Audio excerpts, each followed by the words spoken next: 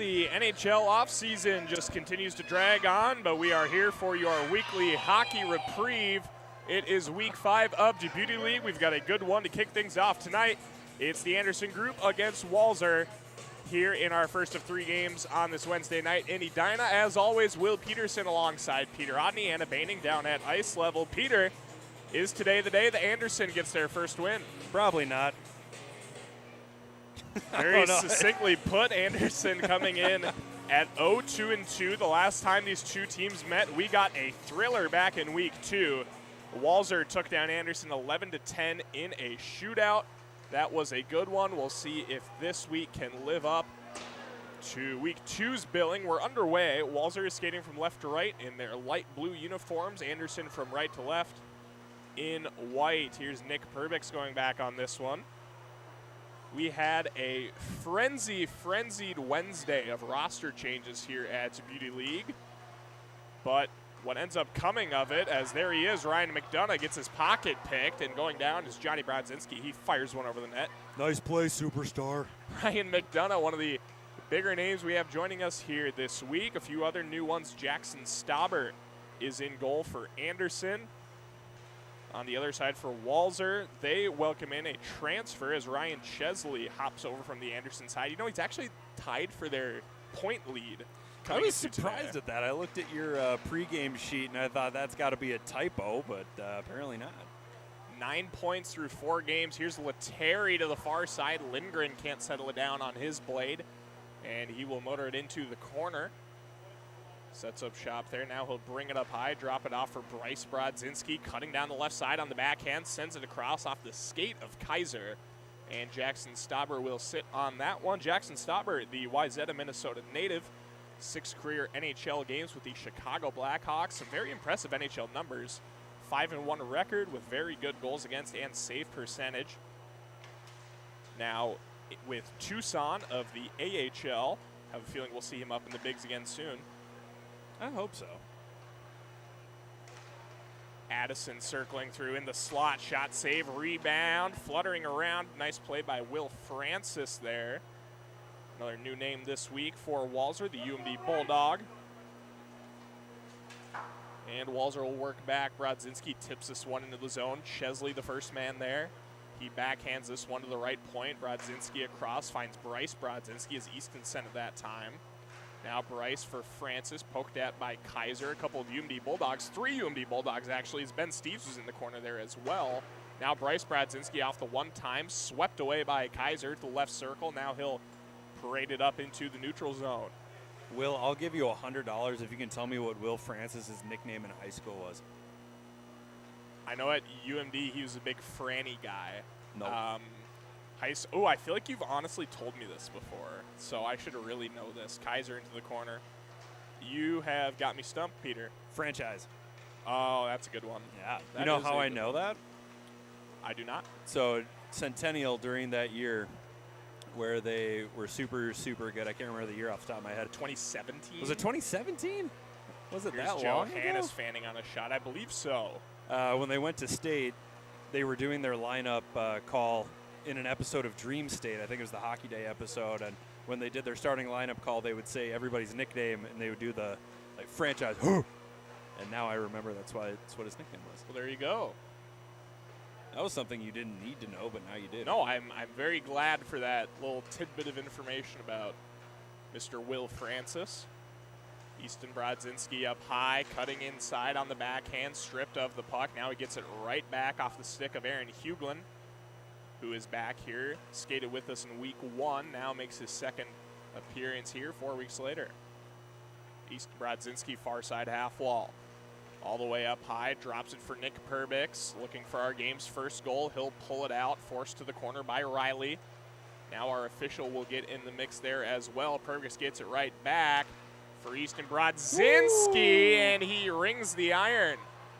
Right off the crossbar, had Jackson Stauber beat, but a matter of inches on that one, and we remain scoreless over 4 minutes in. Would it be in poor taste to stand up and scream, "Wake up"? Earnestly a little slow. firing it through for Lindgren that time. Now here's Francis again at the right circle. We are stretching into the dog days of August now. Maybe some of these guys starting to feel it. Becker will retrieve this one out of the corner for Anderson.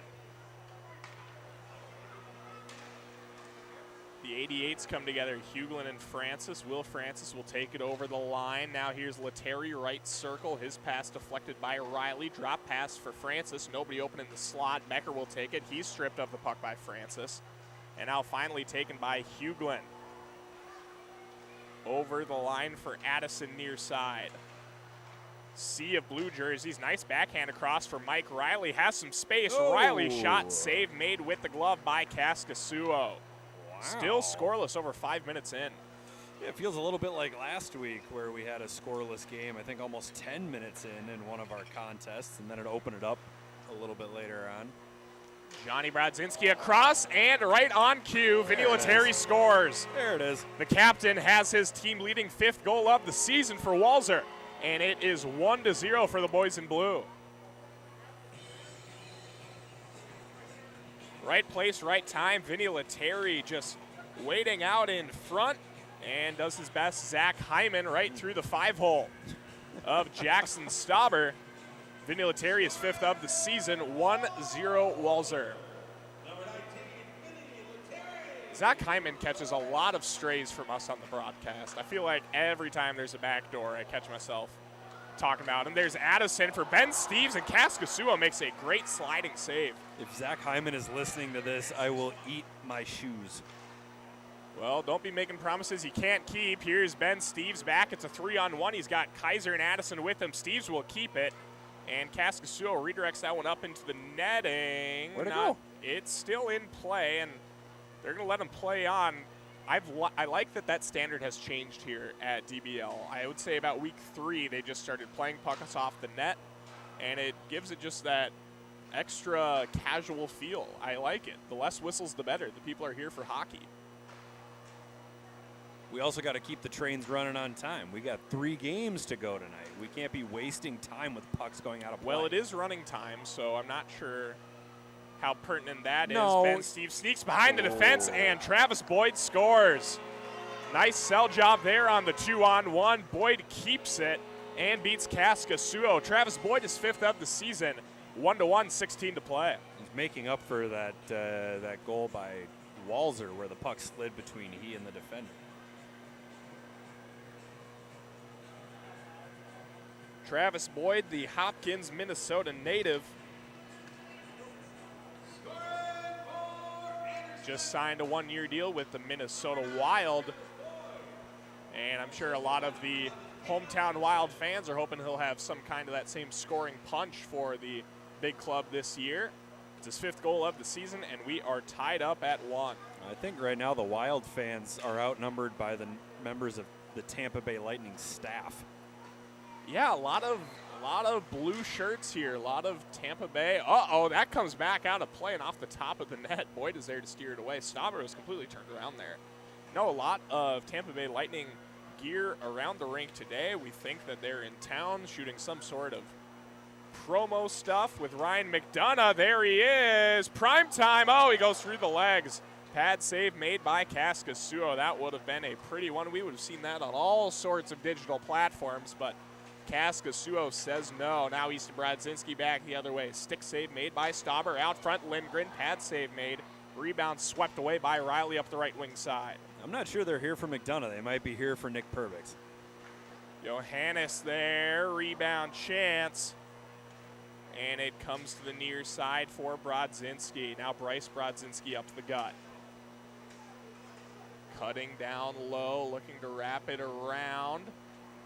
Pulls out into the corner. Anderson with control now in their own zone. 14-10 to play. Tied up at 1 here early. Kalen Addison meanders in over the line. Has Johannes up high. Goes through his legs to find his streaking Aaron Hughlin. Now here's Johannes. He can't settle it down. Gets it right back off the stick of Chesley. Brings it up high. And he's stripped by Bryce Brodzinski. It's a 2-on-1 with Brother Easton. He shoots. And a shot from quite far out on 2-on-1. I have a feeling Easton's going to be talking to him about that one on the car ride home. I wonder who drives. in Francis, that situation. how about that puck battle there? Kaiser and Francis are just going full bore. They spent quite a bit of time together on the UMD blue line, and boy, I tell you what, the intensity there looks like it's a Scott Sandlin-led practice, but they are just going at it here on an August night here in Edina. Scott Sandlin yelled at me when I was 13.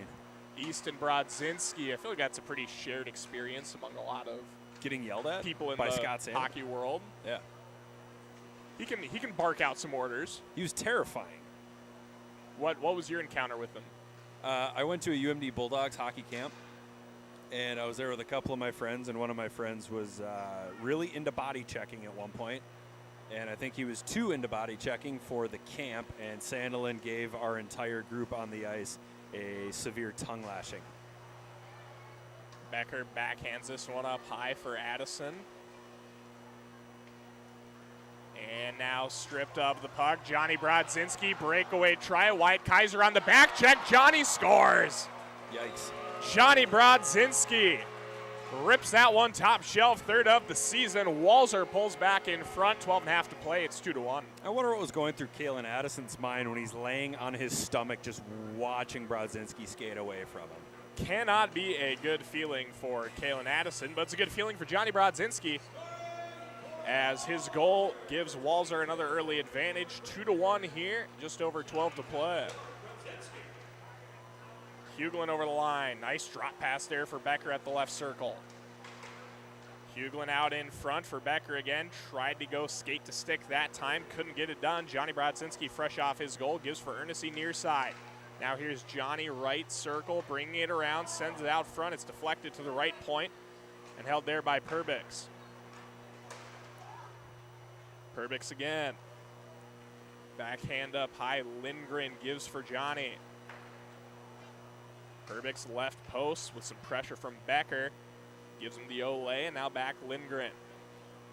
Some good zone movement here for Walser. A little more organization than I think we tend to see. As now Ernest gets a nice look, and they try to go on the back door there for Lindgren. They can't connect. Foot race. Perbix and Becker. Who's going to win? And Perbix uses that big frame of his to take advantage on that one. That's why they're making a documentary about Nick Perbix. I would watch that. Backhand. Johnny Brodzinski deflects up into the netting. They'll keep this one alive, and Anderson will take over in their own zone. Ben Steeves leading the charge. No Alex Steeves this week, though. No Alex Steeves this week. Ben continues his very, very good attendance. Actually, I shouldn't say that. This is only week 2 for him, but hey, we got him for back-to-back weeks. That's all we can ask for. Good to have the former Eden Prairie Eagle and UMD Bulldog with us here for this one. Lettieri over the line for Brodzinski. And that one deflects off the skate. Stauber comes out to play that one. Francis will take it at the right circle and work it down low. Lettieri. Whoop. Pinned in there by Travis Boyd. And now Mike Riley with control. Riley balloons this one up towards the rafters. It comes down onto the stick of Ben Steeves. Has the angle on a backhand, or excuse me, a pad save is made there by Kaskasuo on the forehand try. Now Kaiser to the left side for Steeves at the right circle. Puts the moves on Johnny Brodzinski, working inside. Right pad save, Kaskasuo. Chesley will flip this one away. Now back for Boyd in the slot. Ben Steeves with it. The puck just ping-ponging around the offensive zone for Anderson, but they can't seem to find the back of the net here. Kaiser puts the moves on up high. All kinds of room. Gives for Boyd across the crease. Stolen away by Francis. Anderson with a dizzying offensive possession there. Had me tripping over my words, but they can't Nothing to show for it. get anything to go. A lot of passing, a lot of stick work, not a lot of shots on goal. And Anderson coming in struggling offensively, just 7.3 goals per game. Here's Boyd looking to change that. Can't do it. Stick save made by Kaskasuo. Lettieri up the right side. Cutting in, gonna wrap it around and pull it out. Now Perbix right circle. Back across Lindgren with a heavy wrister. Save made, rebound, Perbix score. Nick Perbix, second of the season, back-to-back games with a goal for Mr. Perbix. Nice. And it's 3-1. Just hovering around the crease, looking for loose pucks, little lackadaisical in front of the Anderson net. Nick Perbix, his first game played for Walser. He played his first DBL game for Element, slides over to Walser in our big defenseman crunch tonight. And he puts Walser ahead by 2, 3-1. Full head of steam down the other way. Hughlin, boy, like he's shot out of a cannon. The former Roseau Ram. With a full head of steam. Now here's Lindgren for Bryce Brodzinski. Score! Walser is feeling themselves right now. Bryce Brodzinski on the 3-on-1. It's his team leading 5th of the season, and it's 4-1. Oh, we might need a timeout here. I keep waiting for one team to call a timeout. Anderson at this point need to slow things down. It is time for my weekly reminder to Peter that there are no timeouts in the Beauty League. Yes, there are. Stop it. There are not. Yes, there are. You have this crazy idea in your head that at some point there will be a timeout called. I'm just here to tell you that there will not. Not now, not in games previously. How am I supposed to take this seriously if there aren't any timeouts? Riley up the right side, now cuts into the slot. Johannes going up high over the head of Kaskasuo. McDonough will take it right side. Now here's Riley working down low. Hughlin tried to tuck it home and sends it wide. No timeouts here in the Beauty League, but we do have the Dick's House of Sport double puck. 2-minute window. Each team gets one of them in tonight's game. Should a team flip the horn on their bench to activate the double puck, any goals scored in a 2-minute window for that team will count as double. So we'll keep an eye on that down the stretch. I don't think we've seen a team use it all too early. Nice save there by Stauber on a Bryce Brodzinski wrister. I don't think we've seen it used before maybe the 5-minute mark of the second half. I have been vocal as any about support for using it earlier. McDonough for Ben Steves. I also think you should really use it in combination with pulling your goalie. Ben Steves, 5-hole score. Well, didn't need to pull the goalie for that one. Ben Steves, second of the year. Anderson is back within 2. It's 4-2. Well, I agree with you. I think at some point, if you're going to go down however many goals, you might need to bust out the double puck a little earlier than expected. Oh, look at that. Ryan Chesley got walked that time. Give that guy a map. Why? He was lost. Oh. Will Francis pokes this one into the corner? No, I think it is extremely valuable in a 5-on-4 situation because realistically, guys aren't going all that hard in the D zone, and you can definitely just fire the puck around a few times, generate a good look. I would like to have a conversation with one of our coaches and pitch this to them because I really, really think you could be the difference maker. Well, maybe you can gain some traction with a Reddit thread or something about double pucks. Hop on Discord, Rumble. We have reached our point in the weekly broadcast where Peter tries to sound 7 years his junior, and Will Francis scores. Welcome to the Beauty League, Will Francis. Nice wrist shot that time. Walser back on top by 3, 5-2. Double puck. Don't think I would use it quite yet if you're Anderson, but things are not looking good for the boys in white. Team a lot of people liked as a preseason favorite. A lot of people praised Captain Brock Nelson's ability to draft. Coincidentally, Brock nowhere to be seen. Anderson at 0-2-2. And they say something about desperate times, and I'm not sure what desperate measures we might see from the Anderson coaching staff, but a timeout. I'm going to leave that one be. That doesn't sound desperate enough for you. No point getting myself worked up over something that Peter knows doesn't exist. Here's Walser with another chance. Josh Ernest on the breakaway score. Well, we already bid a welcome to Will Francis, but might as well pass it on down to Josh Ernest, the University of Michigan skater, with his first DBL goal of the season. 6-2 Walser. And they're pouring it on here in the first. Going from St. Thomas to Michigan. What kind of a jump is that? That's a little moving on up there. Yeah, he was a big candidate for the CCHA Freshman of the Year award. Had a stellar freshman season, and now we're going to get an offside call. Wow. He was committed to Wisconsin at one point, wasn't he? That would be Did he start his career at Wisconsin? He did not. He never played a game for the Badgers. His freshman season came at the University of St. Thomas. Hopped on over to Michigan for this past season. And he has been good for the Wolverines. No Garrett Shifsky this week, however. Thought we might get a chance to see those Wolverines together, but alas, here we are. Shifsky, of course, skating for Anderson, one of those top players for an Anderson offense that has been scuffling to start. Just 3 minutes to go here in the first half. Only 2 goals for Anderson. And now here's Lettieri, the captain, score! What touch by Vinny Lettieri. He didn't have that puck on his stick for more than a second, and he rifles it up high on Jackson Stauber. Vinny Lettieri is second of the game, 6th of the season, 7-2.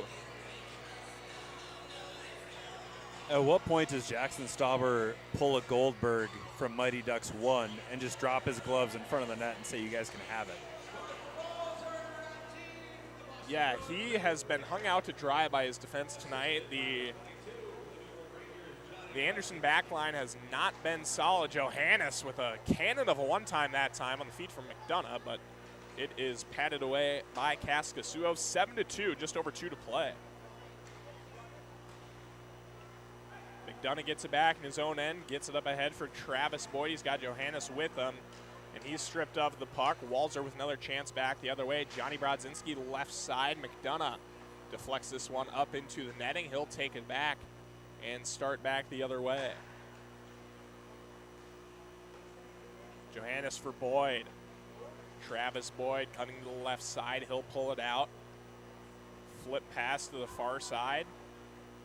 McDonough back for Boyd. And Anderson looking to set up shop here.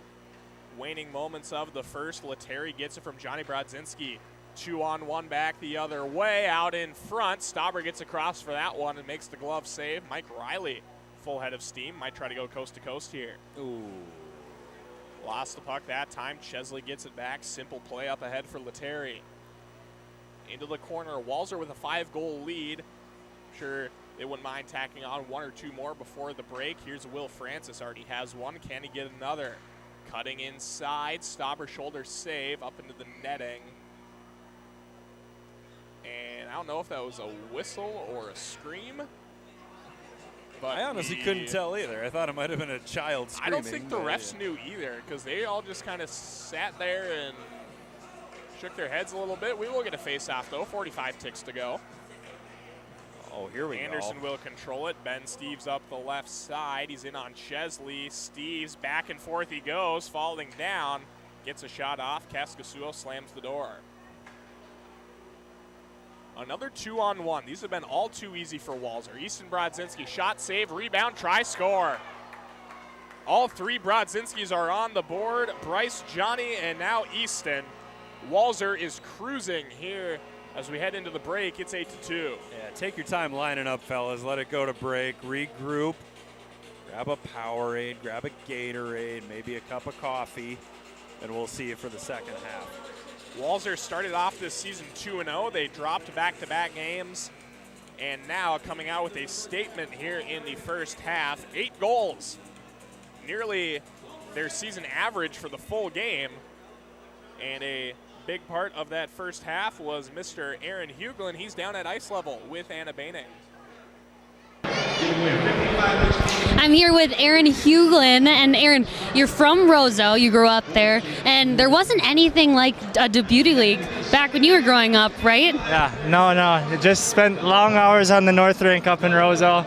Any Roseau, northern Minnesota fan will know what I'm talking about. So. And if there was a Deputy League back in Roseau when you were a young boy, who was one player that you'd want to watch play in something like this? Oh yeah, there's a guy, Aaron Ness. I'm sure he's played here before. I used to look up to him. He's from Roseau, so I would love to watch him. Yeah. Well, I bet there's a lot of young boys out here, young kids who are watching you thinking the same thing. So good luck in this next half. All right, thank you.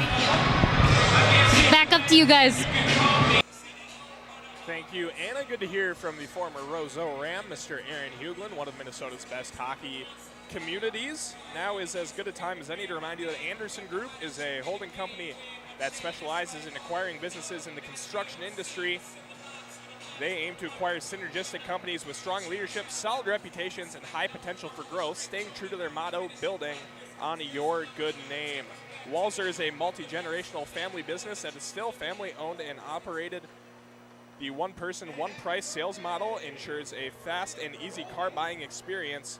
Check out walser.com to learn more. We are back in action here from Braemar. The second half has begun between Anderson and Walser here from Braemar. Our first of 3 games tonight here on Djibouti League, week number 5. Will Peterson alongside Peter Odney. And Peter, what's going to have to change here in the second half for Anderson to get their first win of the season? Well, right now, I think Anderson needs to change virtually everything, but I do think they'll have a jump on Walser because Walser's Vinny Lettieri took his sweet time signing autographs during halftime, whereas the Anderson guys were a lot more focused. So you know what? The captain, Lettieri, taking some time for the fans. Boo. During the break. Mr. Peter Odney, not about it at all. No. Wants him to be locked in. Locked in for the next 23 running time minutes. Oh, no. Easton Brodzinski, nice play by Stauber, sprawling to his left. Right there, Chesley up high. Walser looking to pick up where they left off here in the second half. Stretch pass from Kaiser, too far for Addison. Icing waved off. Kaskasuo settles it on the backhand for Lindgren. At this point, I'd let Kaskasuo skate the puck up. Just spice it up a little. You know, it's funny you say that because I think if any team should be trying that, it's Anderson. Jackson Stauber has actually scored a goalie goal in an AHL game this last year for the Rockford Ice Hogs. Whoa. Yeah, fired it from his own. I think they were up by 2 goals late in the game, and he said, you know what, why not let it fly, and splashed it down on the other end. The Rockford Ice Hogs have to be my favorite AHL franchise. Why? I had a Rockford Ice Hogs lunchbox when I was a wee boy. Here's a rebound try for Kalen Addison. He scores. Kalen Addison gets the second half of scoring underway, and it is a big one for Anderson as they look to scratch and claw their way back into this one. It's 8-3. Go back for a second. You had a Rockford Ice Hogs lunchbox? I did. A Rockford Ice Hogs lunchbox. It was pretty nice. It had a zipper and everything. I have family connections in the Chicago area. My dad, born and raised in Rockford. It was a fun little piece of childhood memorabilia. So instead of a Blackhawks lunchbox, they got you a Rockford Ice Hogs lunchbox. Yeah, because I was still a Wild fan. Oh my gosh. I don't have any crazy allegiance to the Iowa Wild besides, generally cheering for their success. But Rockford's kind of my AHL team. Becker at the left post. Now Lindgren to the corner. Under 20 to play here in our second half. Walser 8, Anderson 3. Walser has dropped back-to-back games their last 2 weeks after 2-0 start. Anderson has never really gotten off the runway here in this 2024 season. And let's see if Jack Becker has anything to say. It's going to go just beyond him, and Francis will take over. Now Lindgren. Earnestly to the near side, Johnny Brodzinski. Brodzinski flips it through. Earnestly fires it wide. Joshua. Good try there for the Wolverine, but Chesley will come all the way back to get it. And it's not a lack of talent either for Anderson. I mean, they played a game in week 2 where they had both Brock Nelson and Jake Gensel skating in the same game. Here's Riley firing it across. The return feed not on the same page. And Johansson will go back to get it. Now Riley has McDonough out front. Nice play, Kaskasuo, who has very quietly had a great game in goal for Walser.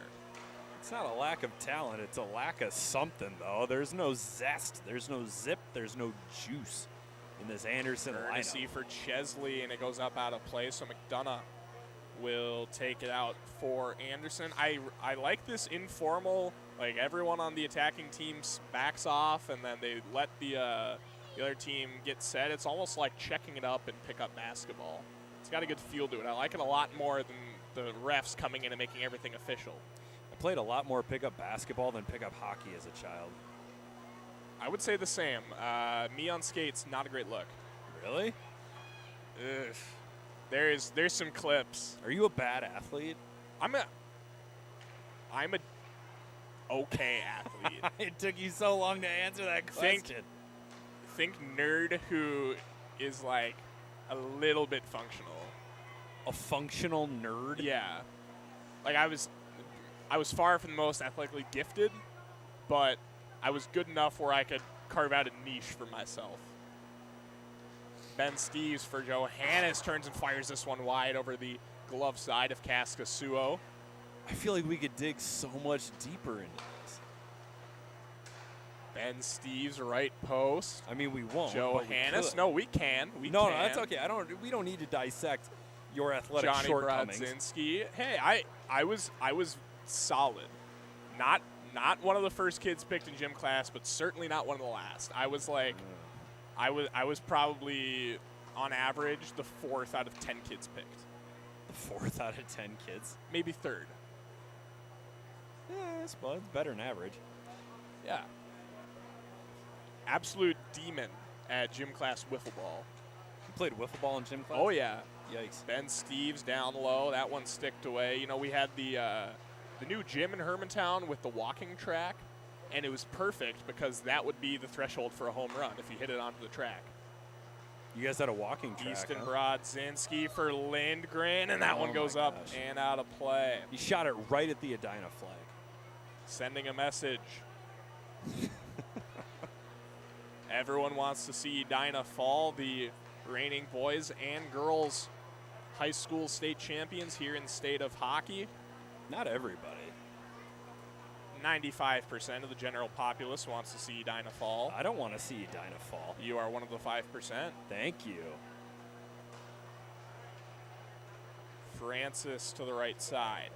Now down low. You know what, boys team, I am fully getting on the wagon for this year? What's that? Shakopee.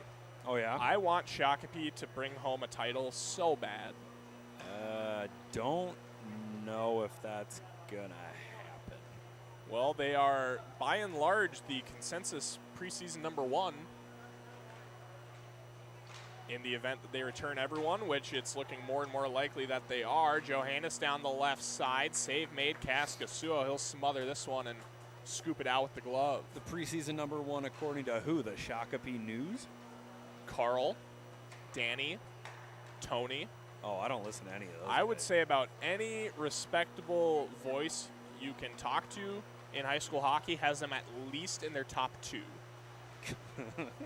Becker with it now. Kaskasuo falling down, just somehow able to make that save. Now Easton Brodzinski on the breakaway. McDonough coming back. Save made by Staubert. Now Becker back. Hughlin with Becker. Becker will keep in a save made by Kaskasuo, stacking the pads on that one and making the save with the left. No, I'm disappointed that you don't have as much faith in the Shakopee Sabres as other members of the Minnesota high school hockey community. I have faith-ish in the Shakopee Sabres. Faith-ish. Boyd over the line. Addison will poke it away. And of course, their section doesn't really do them any favors across for Boyd in the very competitive Section 2 AA here in the state of hockey, although Chanhassen graduates nearly everyone. Minnetonka will be a shade of their former self. Ernest got it through the 5-hole. Now here's a chance for Brodzinski out front. And Stauber stands tall yet again. Becker and Perbix all sorts of tangled up on the near side. Ernest will take it away. Have we seen it? We've seen one goal in the second half so far? Just the one goal in the second half. Goodness gracious. It was courtesy of, man, who did score it? I don't know, man. We should probably know that. Chesley across. You know, my notation here, very simple tally marks, tells you a lot in terms of who scored, but not when or how. When, yeah. Boyd cutting inside. Now Becker goes back and forth, and he scores. Jack Becker, his third of the DBL season, had Kaskasuo on a string that time. Look at that. And it's 8-4. Incredible. Our second goal in 10 minutes. Just over 13 to play. Anderson slowly but surely chipping away. It is a 2-score game with the Dick's House of Sport double puck. Perbix will take it on the far side. Lindgren gets it back. White Kaiser picks up an assist on that one. We are still yet to see a DBL goal from Wyatt Kaiser, and he has been one of our perfect attendance club members. So you'd like to see him get on the board. 4 assists coming into today in 4 games played. Other members, Mike Riley, although he's only played in 2. And as far as guys who have played a game, those are the only members. Johnny Brodzinski across, that one high. And of course, when I say only members, the only ones participating here tonight. There are others. Kaiser, your boy. Right on cue. Oh, he sends it high. Oh, too high. That would have been legendary. Kaiser for Riley. Ben Steve scores. Well, don't look now, folks, but Anderson has something cooking here. Ben Steve's second of the night, and it's 8-5. You know who else had something cooking? The British Empire. Look at them now. Toast. Really is incredible, isn't it? They had so much land, and now they're concentrated onto one island across the English Channel and a couple of other just random little islands around the world. Nearly every colony they have given up has gone on to be bigger and better than them. It is really something. Well, they still own Canada. Boyd up the right side. I'm not sure that's true, but what I'm trying to say is I think Walser is going to end up scoring a couple more times here and just put down any Anderson attempt. Will Francis with it. Up the right side, Ernest cutting in, up and out of play. Riley will retrieve it. 11-11 Make-A-Wish to play here in the second. It's 8-5. Right now I wish Hunter Johannes would score a goal. That's what I wish. Well, you said it out loud, so now it won't come true. Kaskasuo settles it behind the cage. We're not arguing witchcraft again this week. Those are the rules, and they are unflinchingly rigid. Johnny Brodzinski cutting inside, left circle. Up for Chesley, the Matamidi native inside. Rebound, try, they score. Oh, the Empire begins to crumble. Throw that hat. Vinny Lettieri with a hat trick. Welcome back to the Walser captain. 7th of the season. It's 9-5.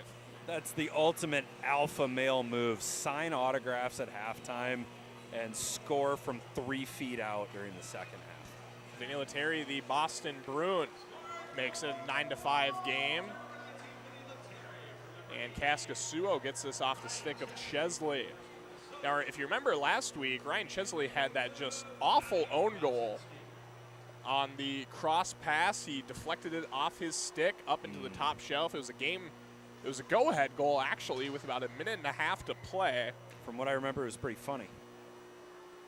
I'm not going to lie, pretty funny. It was pretty funny. It's the Beauty League. We can laugh at some of these things. Addison for Johannes. Score a goal, Hunter. And he pulls it out into the neutral zone. Johnny Brodzinski forcing him to the outside. He'll flip it through for Hughlin. Aaron Hughlin into the zone. Long shot. Blocker save made. Kaskasuo up and out of play. 9.5 to play here between Walser and Anderson. 9-5. Like that Dolly Parton song. Did you work 9 to 5 today, Peter? No. What were your work hours? Today? Yeah. I did some admin work today, collecting and editing and organizing photos from our past tournament, AAA State. Shout out to our photographers, Bjorn Franke, who is here tonight. Saw him running around. And Charlie Decker, Liz Westerhouse, Michelle Willie. And right now I'm going through the hundreds upon hundreds of photos. Sounds like fun times. Here's Addison winding it up, and it goes up over the glass. That's one way to try to get your squad back into this one. Anderson's offside, so they'll have to tag. Walser will take control. Lettieri up the left side now. What do you think the record is for goals in a game to Beauty League? To Beauty League? We might have to get Mr. Craig Roberts on that. So, Craig, if you're listening, go ahead and shoot us an email, and we'd be happy to share that. Addison with it. Mr. Craig Roberts, one of the best in the business at what he does, and what he does is numbers. I bet he's really good at Excel spreadsheets, too. Like, he just strikes me as that type of organized, analytical person. Easton Brodzinski cutting inside. Stauber shoulder save made. Rebound to the near side. Kaiser stretch pass broken up by Perbix, but he gets it right back. Now Boyd. Over the line, has Riley with him. Gives for Riley, and he rings the post. Boyd a rebound. Oh, it flutters over the net. Another rebound try, and Jack Becker can't put it home. Bryce Brodzinski. Save made. Boy, would that have been a dagger. Just an absolute momentum killer to have 3 open looks and then give up breakaway goal, but Bryce Brodzinski can't finish it. He might be able to this time. Nearly an own goal off the skate of Wyatt Kaiser. Now Lindgren gets it back. Blind pass into the middle off the stick of Mike Riley. And now taken by Becker, back for Riley. Just over 7 to play. Pace picking up a little bit here down the stretch. Both teams still with use of the Dick's House of Sport double puck as Riley's shot is sent wide. The near side played by Lindgren. Becker in there as well. Anderson getting a little bit tighter on pucks. No, they have a 4-goal lead to overcome here late in the second half. Still got that double puck. Boyd, backhand flip for Riley. He's into the offensive zone. Drop pass, Boyd cutting inside. Bumped off the puck. Riley gets it back up high. Shot save, rebound try. Becker, another rebound try. Kaskasuo shutting the door. He has had a very, very solid game, Casimir Kaskasuo, here in this one. Yes, he has. 2-on-0, Easton and Bryce. He fell down. Oh, Stauber stays with it and makes the save. Jackson Stauber, ring 10 bells for that one. I wonder how many photos the Tampa Bay Lightning PR people got of Ryan McDonough falling down at the blue line. Addison, backhand try, save made, Kaskasuo. Casimir Kaskasuo might just win MVP honors in this one. Vinny Lettieri makes a strong case as well, but one of the best performances of the season for Mr. Casimir Kaskasuo. This is the best Beauty League goaltending performance I've seen since Skylar Vetter. Well, there you go. Some high praise. Bryce Brodzinski over the line. Drop past Chesley's. The gold helmets link up. Ben Steeves tried to spring Johannes back the other way. Chesley gets it back, cuts into the slot. No resistance. Johannes will sweep away the rebound. I think you might have been surprised that there was such little resistance. Francis on that gets play. it back. Boy, you talk about net front intensity, and there is none of it for Anderson right now. Just letting Walser do whatever they please out in front of the blue paint. Jackson Stauber, I'm sure, will get in White Kaiser's ear in the locker room about that. The former teammates with the Ice Hogs. Look at that. All kinds of room for Bryce Brodzinski. And now the net comes off. We'll get a whistle. Where are the Ice Hogs based out of again, Will? Rockford, Illinois. Nice. One of the golden suburbs of Chicago. I mean, I had some ridiculous lunch boxes in my time, but never one from the AHL. How can it get any more ridiculous than the AHL? I don't know. I had a Wishbone lunchbox. The dog that told stories. That's pretty great. Yeah. Lindgren up at the line for Ernest near side.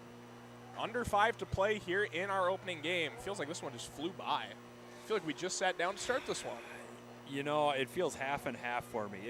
It has gone by quickly. I'm surprised there's only 4.5 minutes left, but there have been portions of this game. I'm sorry.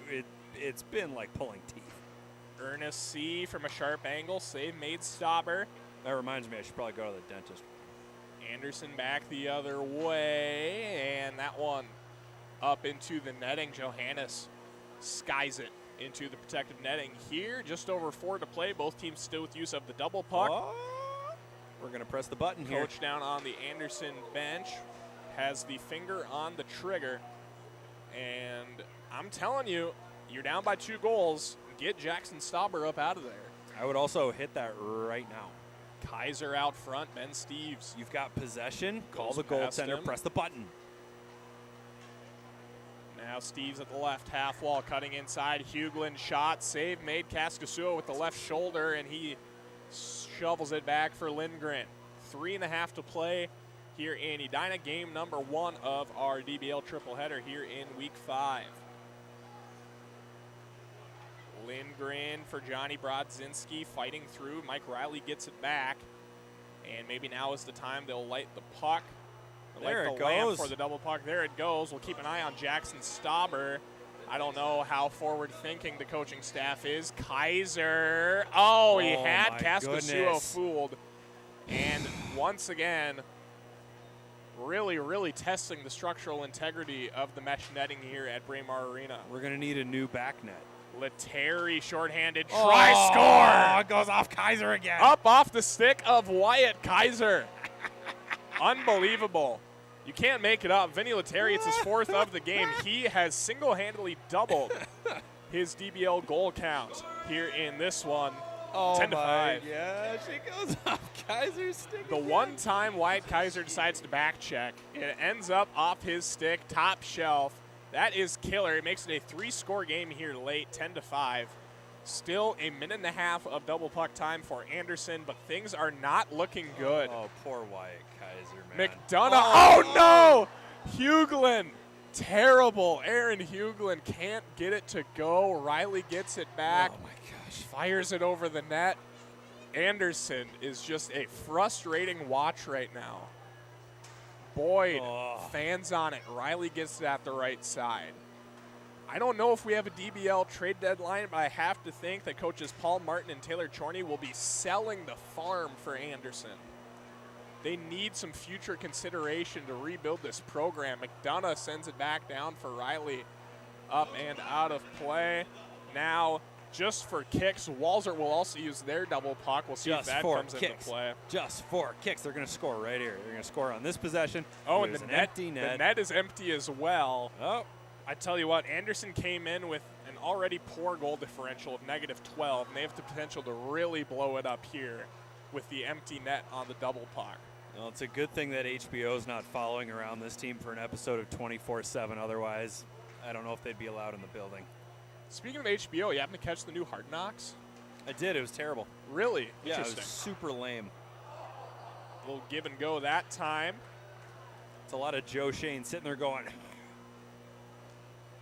how are we going to do this? This guy makes sense for us only in this market. Backer inside for Riley. Save made. Kaskasuo, who I think there should be co-MVPs in this one. I would give half to Letary, half to Kaskasuo. Becker's save is made that Just time. Kaskasuo. Just Kaskasuo. Vinny's got 4 goals. So? Without Vinny, this is a one-goal game right now. Yeah, a 1-goal game. They could still win without Vinny. Without Kaskasuo, they're 45 seconds to go. Hot puck time over for Anderson. Well on their way to going 0-3-2. 0 wins, 5 games in. That just hurts. Yeah, here we go. The double puck will take Walser through the end of this game. Easton Brodzinski has an empty net. McDonough forcing him outside. Bryce cuts to the net front on the backhand. Double puck goal. Bryce Brodzinski, a little stat pad there for the Blaine Bengal. 12-5. And that is going to be our final score here from Edina. 10 seconds left on the clock, but I don't think this puck is going to be dropped again. Nope.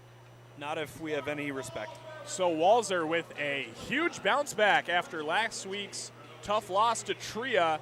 They are back in the win column. They advance to 3-2. Anderson firmly in the cellar here in the DBL standings through 5, 0-3-2. Johnny Brodzinski, your player of the game. Why? A goal and 4 assists for Johnny. Would not have been my first or second pick, but Johnny will sign a puck and flip it up to the loyal fans here in attendance. Peter, your overall takeaways from game 1? Oh, that was a bit rough. I look forward to our next 2 games. Hopefully we come back next week. And I want Anderson to get in the win column just one time. Just one time I want Anderson to get in the win column. But I see a kid wearing a Waves hat from D2 the Mighty Ducks, so now I'm in a better mood. Well, there you have it. It's a 12-5 final. Walser over Anderson. We'll have to wait one more week to see if Walser can finally get in the win column. Johnny Brodzinski, the last one off the ice. A good amount of autograph seekers here this week. I would say the most we've seen here in DBL. Of course, that's what this is all for, is for the kids. But don't go anywhere, folks. Just about 15 minutes time. We've got a good one in game number 2. It is Tria, and it is Element. Let's see if Element can keep the train rolling. 4-0 on the year. Some would call him the anti-Anderson. So that'll do it for us. Game 1, Peter Odney, Anna Baining. I'm Will Peterson. Don't go anywhere. We'll be right back here in Edina.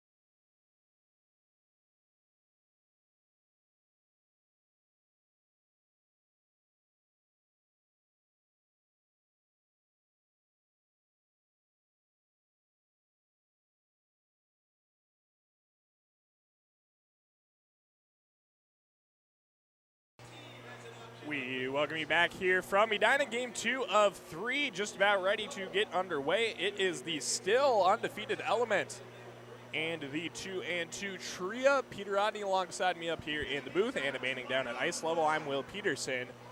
Peter, this Element team is a train that just keeps on chugging, and we thought last week might be the week they get knocked off. Anderson was coming in with a loaded bunch. Element was without a few key contributors, but they just keep finding ways to get wins. Will they get another one today? Yes, they will. I've been on the Element train since it left the station. I just want to remind everybody of that. I've always been Team Element. Captain Derek Forbert's not here tonight. They proved they can win without Derek last week. Dennis Chalowski returns, and I think he leads the league in assists, doesn't he? He's a bajillion of them. He doesn't anymore. He's got 9. That title has been usurped after his first 2 games. There was a point in time he did lead the league, but now down there at 9. His teammate Ben Myers, however, does have the DBL lead in both goals and points with 9 and 17 respectively. Of course, those figures both coming into play today.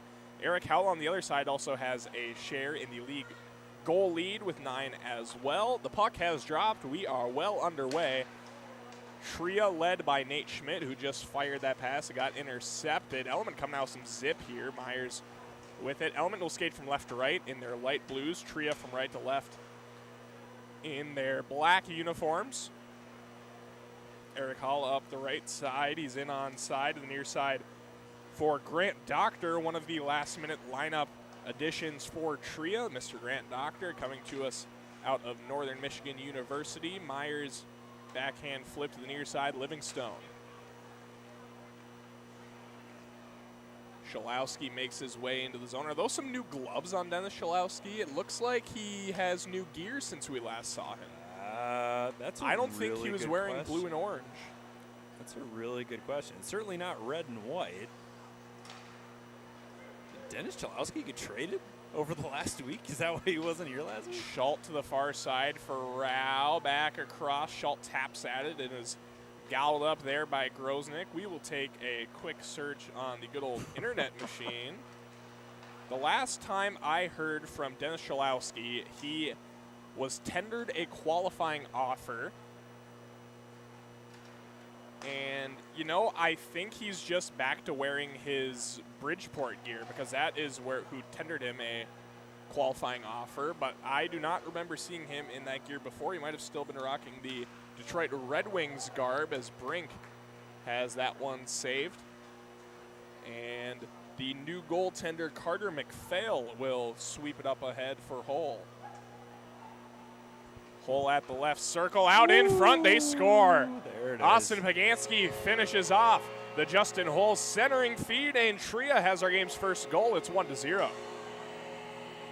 Boy, nice puck movement there, an in close goal. The Tria coach throwing around some fist bumps. That's the most energy I've seen out of a bench boss the entire time we've been doing this. Mark Parrish is fired up as Tria is off to an early 1-0 lead. We do not have a scoring drought to start this one like we've seen a few times thus far. Thank goodness. Here in Beauty League, we are going for it here early. Matt Anderson in his own zone being harassed by Ryan Sandelin, a fellow Hermantown Hawk. The first that we've seen here in Beauty League of Hermantown alum status. It's one too many. Oh, backhand goal. Boy, that was filthy. Right there, Element has an answer. It's Matt Anderson's 4th of the season, and it's 1-1. Holy Hannah, what a backhand shot. He got a lot of power off that one. Good answer there for Mr. Matt Anderson, and Element with a quick right jab response. Under 20 to play, it's 1-1.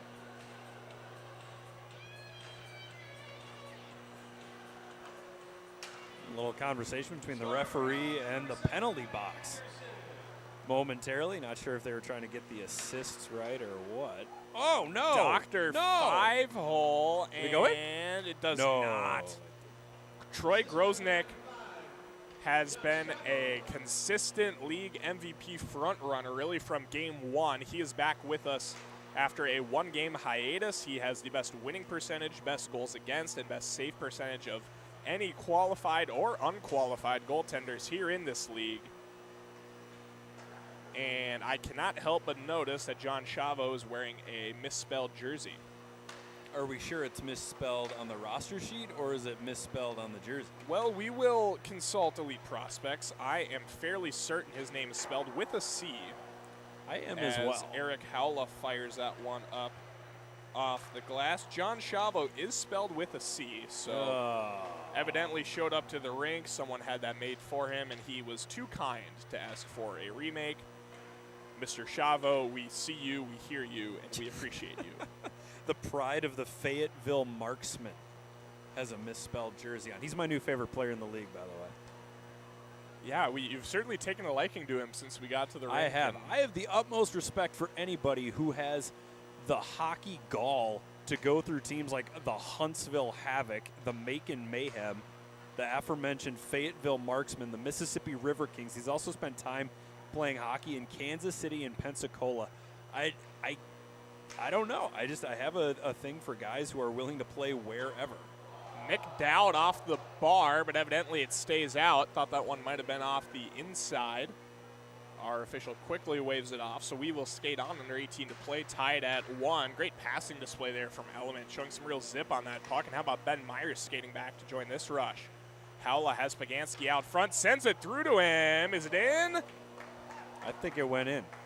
Troy Grosnick now getting to his feet. Where's the puck? Where's the puck? It was under him the whole time. It stays out. I don't think it was under him the whole time. And Troy Grosnick stands tall. Element makes the stop. Might have to take another look at that one. I don't know about that one. As Rao is over the line. That was a close play. We will hand over the janky little replay monitor that is my laptop to Mr. Peter Odney and see if he can make a determination. He cannot tell. So we will assume that the refs got the call right and skate on. Tie game here under 17 to play. Rao into the corner. Forced in there by Bobby Brink. Good to have him back with us here for his third DBL game. 2 goals, 3 assists in his first 2. Bobby Brink and Grant Doctor linking up. If memory serves, I believe they were both on a Minnetonka Bantam AA team that won a state title. Minnetonka won back-to-back state championships. 15, 16 was it? Sounds about 16, right. 17, somewhere around there. Here's Nate Schmidt, the Tria captain. For Jackson Cates out front, gets to the net. Save is made by Grosnick. Cates got it back, but the pass deflects out into center for Jimmy Schultz, who looks like he is now wearing San Jose Sharks gear that I can't say he was wearing last week. Looks like he's got a Sharks helmet on. I don't think he would have borrowed it from Kalen Addison. And it's not a recent acquisition, but I feel like a lot of these guys are just getting their custom gear for the next season. Maybe their new stuff, and they're starting to break it in, because Jimmy Schultz had already been signed to the San Jose Barracuda of the AHL before we started league play here. And the same goes for Schalowski. So none of these moves are sneaking up on us, but it's just all of a sudden this guy's got a new color helmet and gloves. You start poking around a little bit. And a nice catch by a fan in a gold University of Minnesota sweater as the puck hops up out of play. And that fan going home with a souvenir. It is getting to be that time of year. We're into August now. Some of the pro clubs are making contact with their guys. The equipment orders are going out. They want to break in helmets and gloves and what have you. Yeah, Schalowski just had the puck there at the left point. He's got the new blue and orange gloves as well as the breezer covers. The boys are getting kitted out now before the season starts. Well, if they ever want to get rid of any of their old stuff, they'll be sitting right here for the next 4 weeks. Jackson Cates up the right side. Has Holla with him, drops it back for Hull. Now across for Holla, ran out of room, tries to wrap it around. And here's Johnny Chavo back the other way. Chavo with Hull back checking, and it goes wide. Good positioning there from McPhail. Centering pass, settled down by Jackson Cates. Gives it back for Schultz. Now here's Holla in with Hull. 2-on-1, Holla shot. And once again, Grosnick, he just Hasn't had a really good idea of where the puck has been all night, but he's making the saves. You know, if John Chavo would have had that breakaway on a roller rink, he would have scored. Chavo down low for Myers. His shot is saved by McPhail, and he will stand up on top of this one, get it clear for Doctor. Doctor, one of the few players here in DBL rocking the full cage, of course still playing his college hockey. Now with the University of St. Thomas after transferring over from Northern Michigan. One of the top blue liners for the St. Thomas Tommies. Cutting inside, Nick Dowd. Kind of just left it behind, but it hops up off the pad of McPhail. Now Holla down the left side, forced off by Livingstone. His shot goes high and wide. Takes a crazy carom off the end board. Livingstone for Chavo near their own bench. Holla pokes at it, and it'll be Grant Doctor settling it down. What a wicked bounce that took off the glass. Almost turned into an offensive chance for Tria. Grosnick settles this one down with the stick. Nick Dowd takes it. One of the new players joining us here this week, Mr. Nick Dowd, 70 career NHL goals. Skating with the Washington Capitals as he has for the past several years. He has found a nice home out in our nation's capital.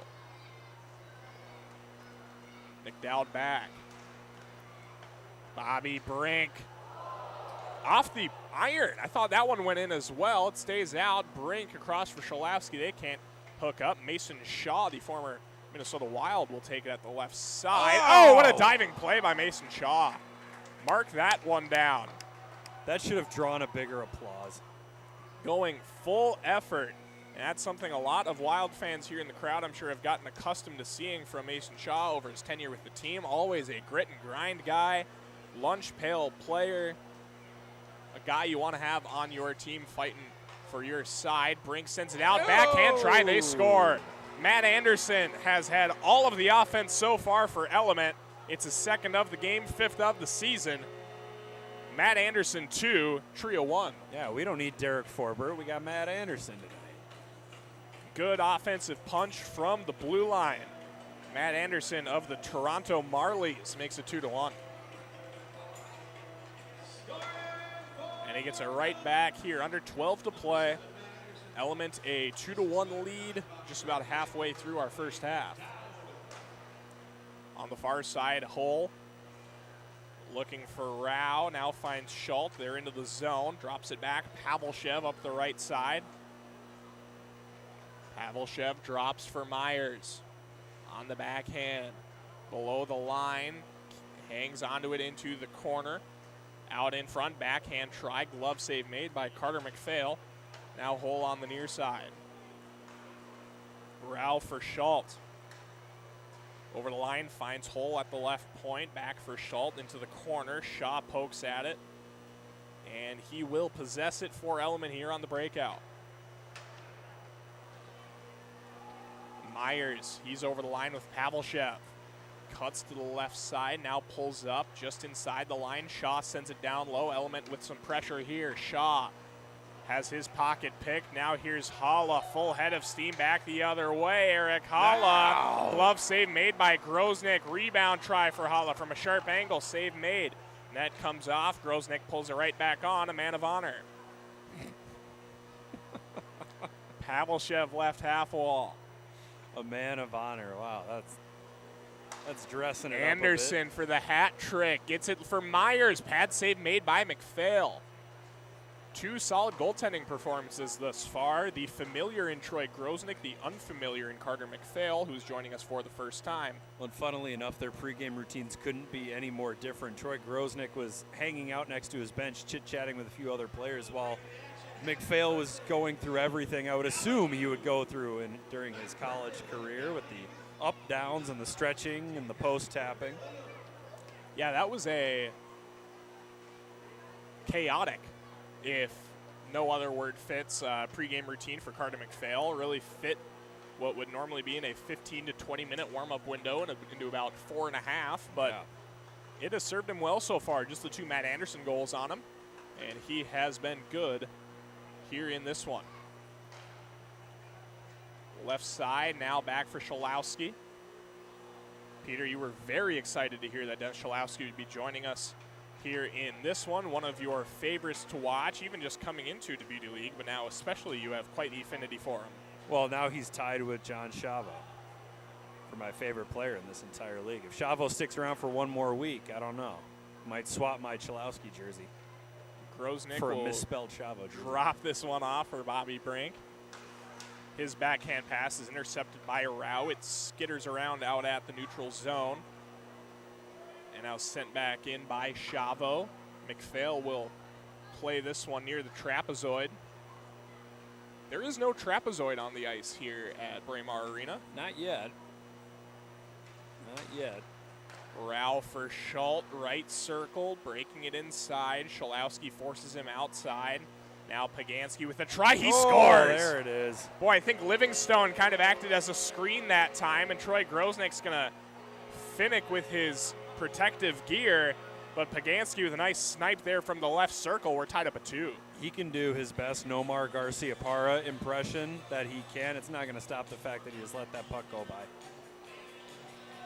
Yeah, Livingstone just kind of cut right in front of the hands.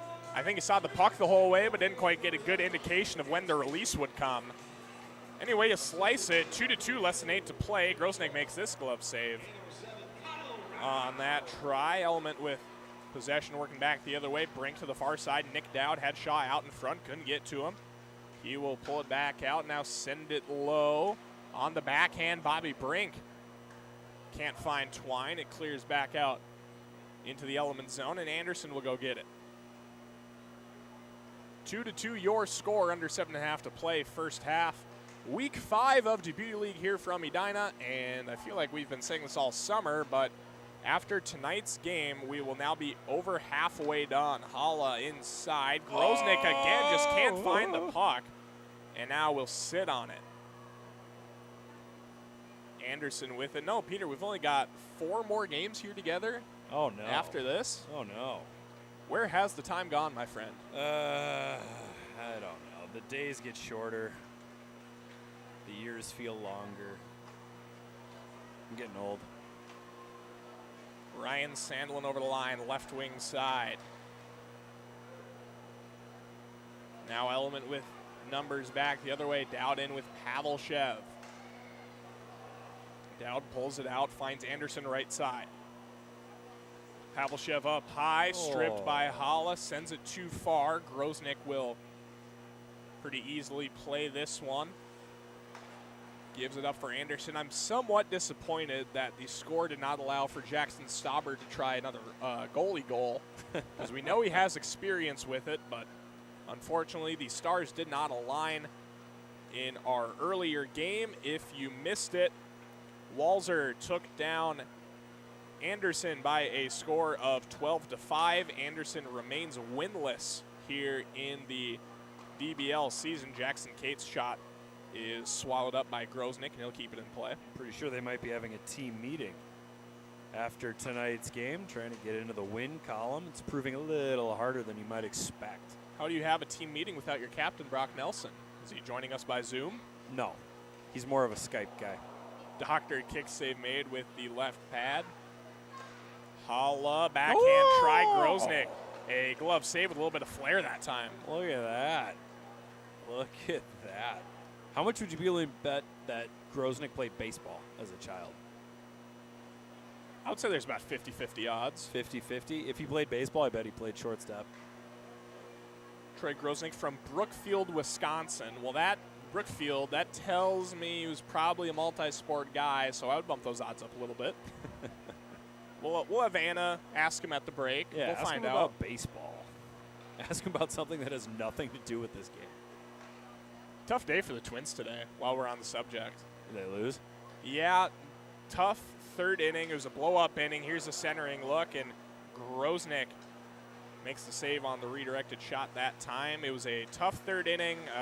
Joe Ryan exited before throwing a pitch with right pectoral tightness, replaced by the new deadline acquisition, Trevor Richards. Here's a shot from Schultz that is gloved down by Grosnick. No, the new deadline man, Trevor Richards, was, for lack of a better word, putrid. 5 walks, 2 wild pitches, It was a big third inning for the Cubs, and they just never really looked back. It was an 8-2 final as McPhail kicks this one away. A big weekend series coming up for your Minnesota Twins. 4 games with the division-leading Cleveland Guardians, and a chance to make up some ground in the American League Central. I feel like the Twins might need to overhaul the strength and conditioning staff. They seem to be dealing with injuries all the time. I would say this year has been better than last year. Last year was a struggle for them to keep more guys. And to be fair, credit the organization. They have developed some pretty great organizational depth, especially on the position player side of things. They have, but if they can't stay on the field, it doesn't matter. But what I'm trying to say is even if you have 1 or 2 guys go down to injuries at any time, when you have 15 or 16 capable position players in your organization, it makes it a lot easier to stomach losing a couple of guys. Not if that's Byron Buxton. Now, you can't. Or Brooks Lee or Royce Lewis. Brooks has been healthy. Here's Joe Holla Ryan. over the line. Holla backhand tried. Grosnick save. Now, don't play the Byron Buxton health card with me, young man. You are going to get a very fired up Will Peterson if you. Is he hurt? No, he has been completely healthy for all but maybe 12 days of this season. Give it a week. He is performing at a Superman level, and yet Twins fans just continue as Nate Schmidt fires one on as Grosnick makes the save. No, Twins fans continue to spin this narrative about Byron Buxton. Oh, What he's always hurt. narrative? He's always hurt. Well, guess what? He is playing one of the best seasons of baseball that he will ever play in his career, and some people are too stuck in their ways to just sit back and respect one of the game's best talents. And it drives me up the wall. Here's Shaw's shot that is deflected up into the netting by McPhail. And that one actually might have ended up out of play. So we'll get a face-off to reset things with a shade over 2 minutes to play here in the first half. A low-scoring first half, 2-2 between Element and Tria. Oh, I'm sorry. Did you just say Buxton was hurt? No. How far up the wall are you? Don't push me any farther.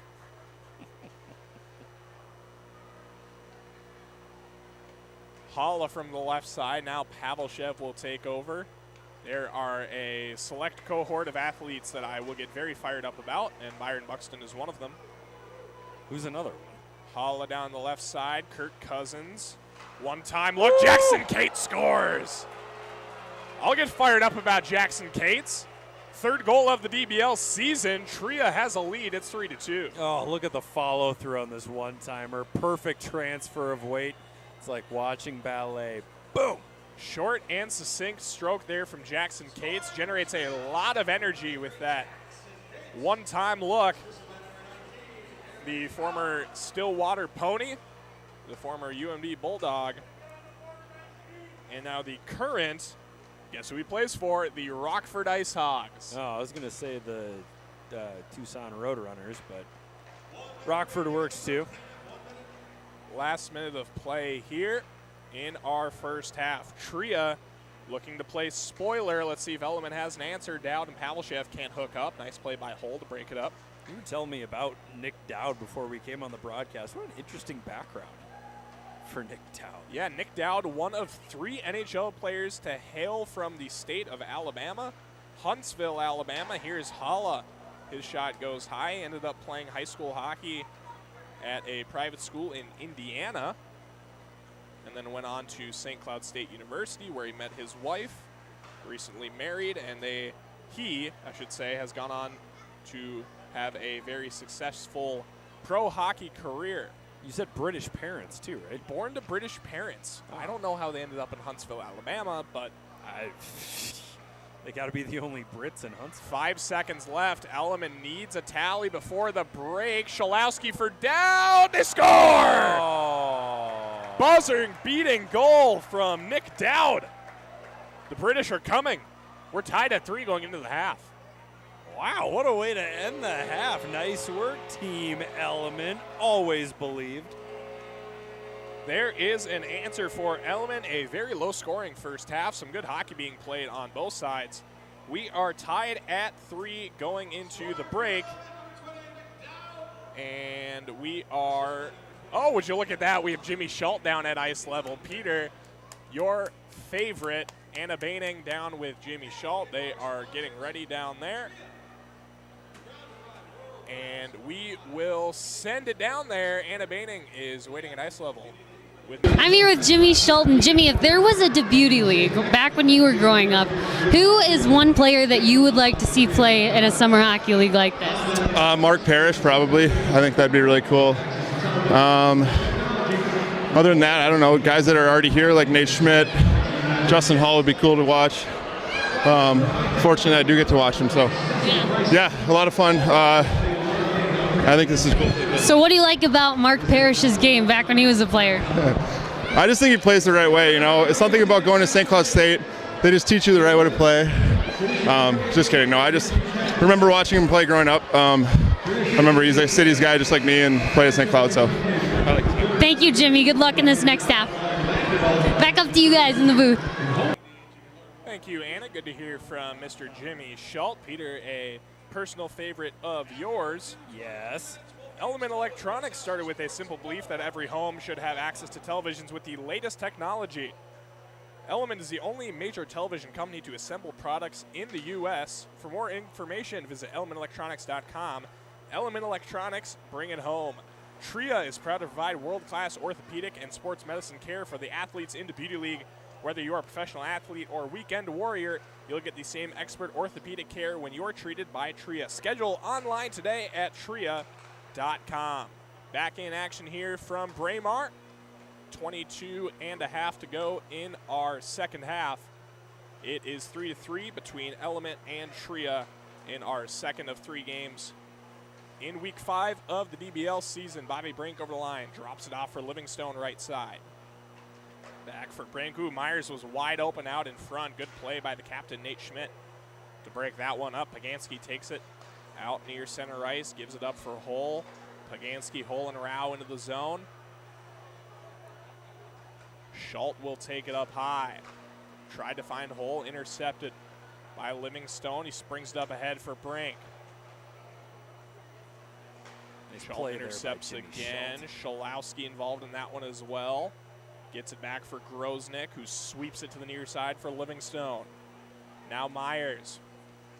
Scholowski puts that one high. Karam off the end board, nearly ended up in the back of the net. Myers will take it into the corner, forced there by Schultz. Here's Sandelin. Bearing inside, drops it off for Holla. Back for Sandelin, he scores! Hermantown go crazy. Ryan Sandelin gets the second half of scoring started. It's Tria 4, Element 3. Wow, look at that puck movement. Look at this drop pass. Look at the backhand. Zip, bloop. Net was off. Net was off. Net was kicked off by Troy Groznik. This one's going to stand. Welcome to the 2024 DBL season, Mr. Ryan Sandelin. It's 4-3.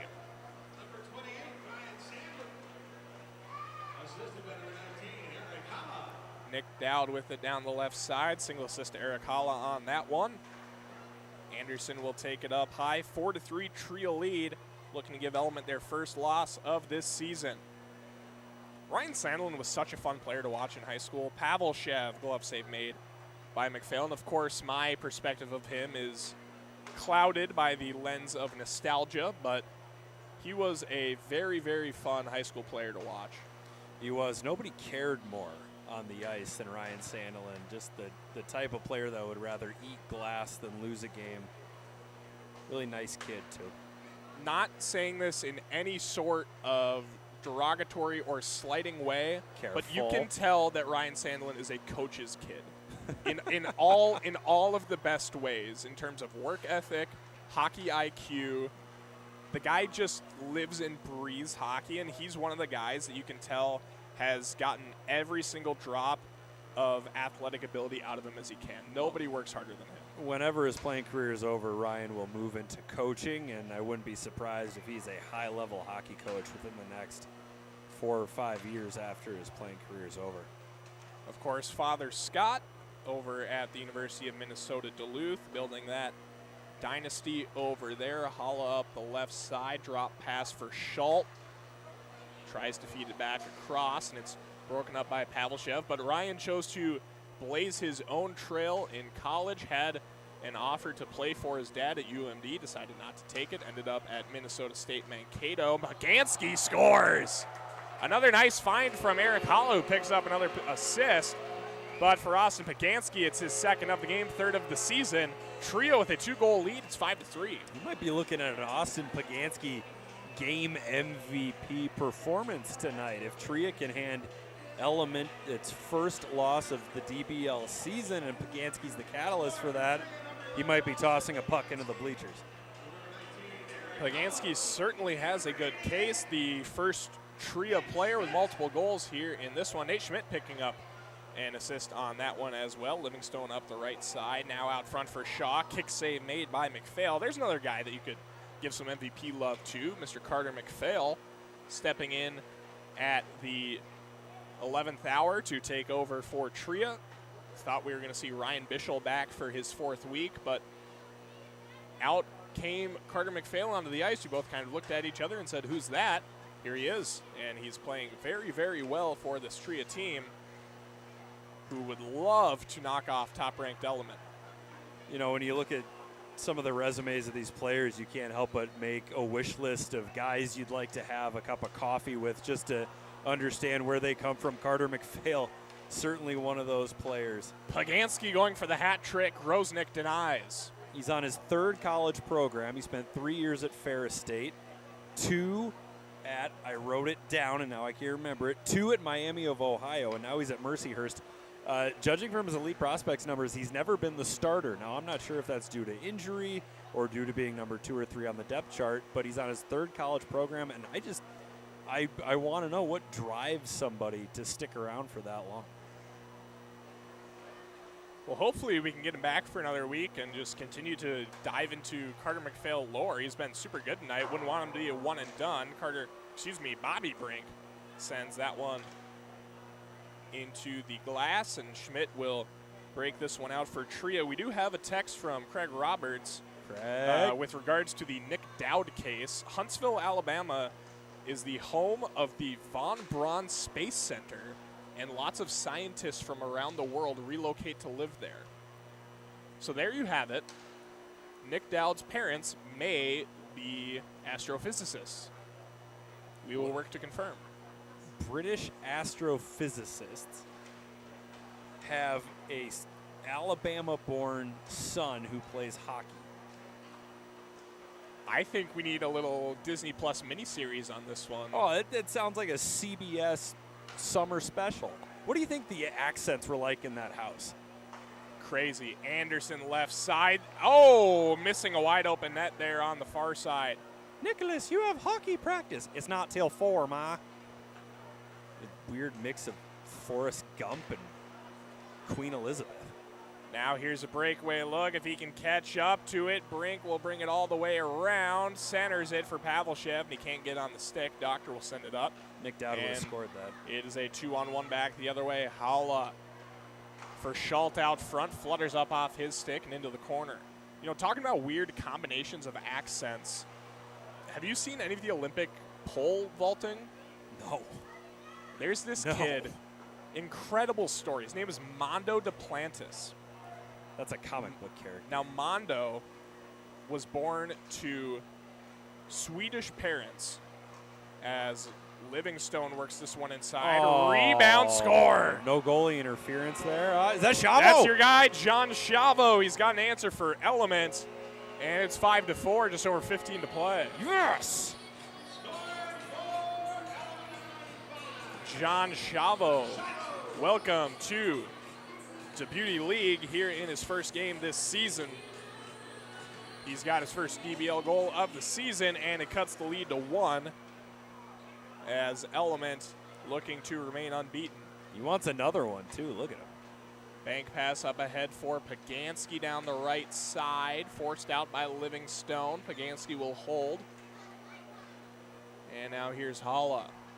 Back across for Paganski. To the far side, Schmidt with it. Dowd will take it down into the corner. No, but getting back to Mondo Duplantis, he is a pole vaulter from Baton Rouge, Louisiana. Yeah. Born to Swedish parents. Halla for Paganski out front. Oh, what a save by Groznik. The net comes off. We'll get a whistle, but Groznik with a Herculean effort to keep that one out. We'll get a whistle and a face-off coming to his glove side. Holy Hannah. So Mondo Duplantis, a pole vaulter from Baton Rouge, Louisiana, born to Swedish parents. So imagine a very light Swedish accent with a very light Southern accent. His post-gold medal interview was really something else, but he has set his own pole vaulting world record about 9 times. He had the option to compete. Obviously, he had the option to compete for America in the Olympics, but the Swedish Federation allowed him to compete for them. Pavlshev cutting inside, save made by McPhail. And now here's Rao with a breakaway. Is Groznik going to be able to get up? He can't, and Rao scores. Kyle Rao with another goal for Tria, 3rd of the season. Kyle Rao, a member of our Perfect Attendance Club, makes it 6-4. Wow. That's the most iconic goal Kyle Rao's ever scored. Heavy sarcasm. He has had some big ones in his career. The former Eden Prairie Eagle. Rao again. Oh no, here goes Eric Holla. Nope. Clap bomb. Up and away. Groznik waves at him with the glove. And then Howell immediately gets off the ice. Rock star move. Shaw up the left side, under 13 to play. Nice save made by McPhail. I think he got it with the mask that time. Nick Dowd left circle. That one went off the shin pad of Nate Schmidt. Hull will battle for it. You know, Nick Dowd and Mondo Duplantis should get together sometime. I feel like they would have a lot to talk about. Elite athletes born to foreign-hailing parents in the Deep South. I feel like they'd really hit it off. Well, they certainly have a lot in common. I don't know how an Alabamian or a Louisianian would get along. Sandelin scores! Second goal of the game for Ryan Sandelin, certainly making his presence felt. Tria has stretched this lead. It's 7-4. You getting nervous yet, Peter? No. We still have the double puck. That is true. Both teams still with use of the Dick's House of Sport double puck, but it is a 2-score game here. A 3-goal game. 7-4. Ryan Sandelin with a couple of goals. Element's not afraid of anything, all right? We're not afraid of anything. We're not afraid of Tria. We're not afraid of Walser. We're not afraid of, definitely not afraid of Anderson. They are still catching some heat. The game has long since come to an end. Anderson has to be thinking about some organizational changes at this point. I don't know what kind of scapegoats Captain Brock Nelson can find, but it's time to start scoping them out. Scope the scapegoats. Say that 5 times fast. Scope Please, the no, don't. Okay. Shaw with it far Scope. side. Taking a long look here. Now gets it up for Myers at the far blue line for Anderson. And they're into the zone. A little pirouette up high for Myers to the right circle. Have you been watching much of the Olympics? No. That's a travesty. I've been watching a lot of Veep, though. Interesting. Yeah. Jackson Cates over the line. Pad save made by Groznik. Kicks it out that time. Here's Myers down on the other end. Boy, it'd be nice to get Ben Myers going. Oh, I thought he was going to hear me and get it going, but Benjamin, what are we doing? Both of the league goal leaders actually are playing in this one, Holla and Myers, and neither have a goal. Will Eric hear me? No, he will not, as this one caroms off into the corner. Howland's got a couple of assists, though, so at least he's on the score sheet. He's on the score sheet, and his team is in the lead, which, of course, the most important thing here in DBL. Nate Schmidt shovels this one ahead for Rao. Great couple of backhands there. Schmidt inside. It goes just high. Get him a step ladder. Schmidt, I think that one went off the skate of Shabo that time, but it stays out. Rao for Holla. Schmidt right side up high for Schult, cutting inside. Great stick handling, but a glove save made by Groznik. Rebound try from Holla is covered up, and Pavlshev will take it. The human highlight reel, Jimmy Schult. No disrespect to Jimmy, but I wonder if that's the first time he's been called that. I would venture to guess yes. We're trailblazing here. We're trailblazing. Brink ends up out of the zone, and Livingstone will go out to get it. Pavlshev for Chavo. There's a highlight from Jimmy Schultz on the defensive end. And a highlight reel-worthy pass. Sandelin, oh, nearly had the hat trick, but sends it wide. Now here's Chavo down the left side, closing in, and he sends that one wide. The 95s come together, and Hull forces him out. He might have panicked. Sandelin one-on-one with Matt Anderson. Cuts to the right side. Now he'll pull it out, backhand it down off the skate of Schultz. That was a perfect carom off his blade. Now down on the other end, it's Brink with Anderson. Across for Anderson. Sharp angled look, and it goes wide. Element is going to have to start hitting the net here. 8 and change to go in the second. Brink does hit the net that time, but McPhail's there to make the save.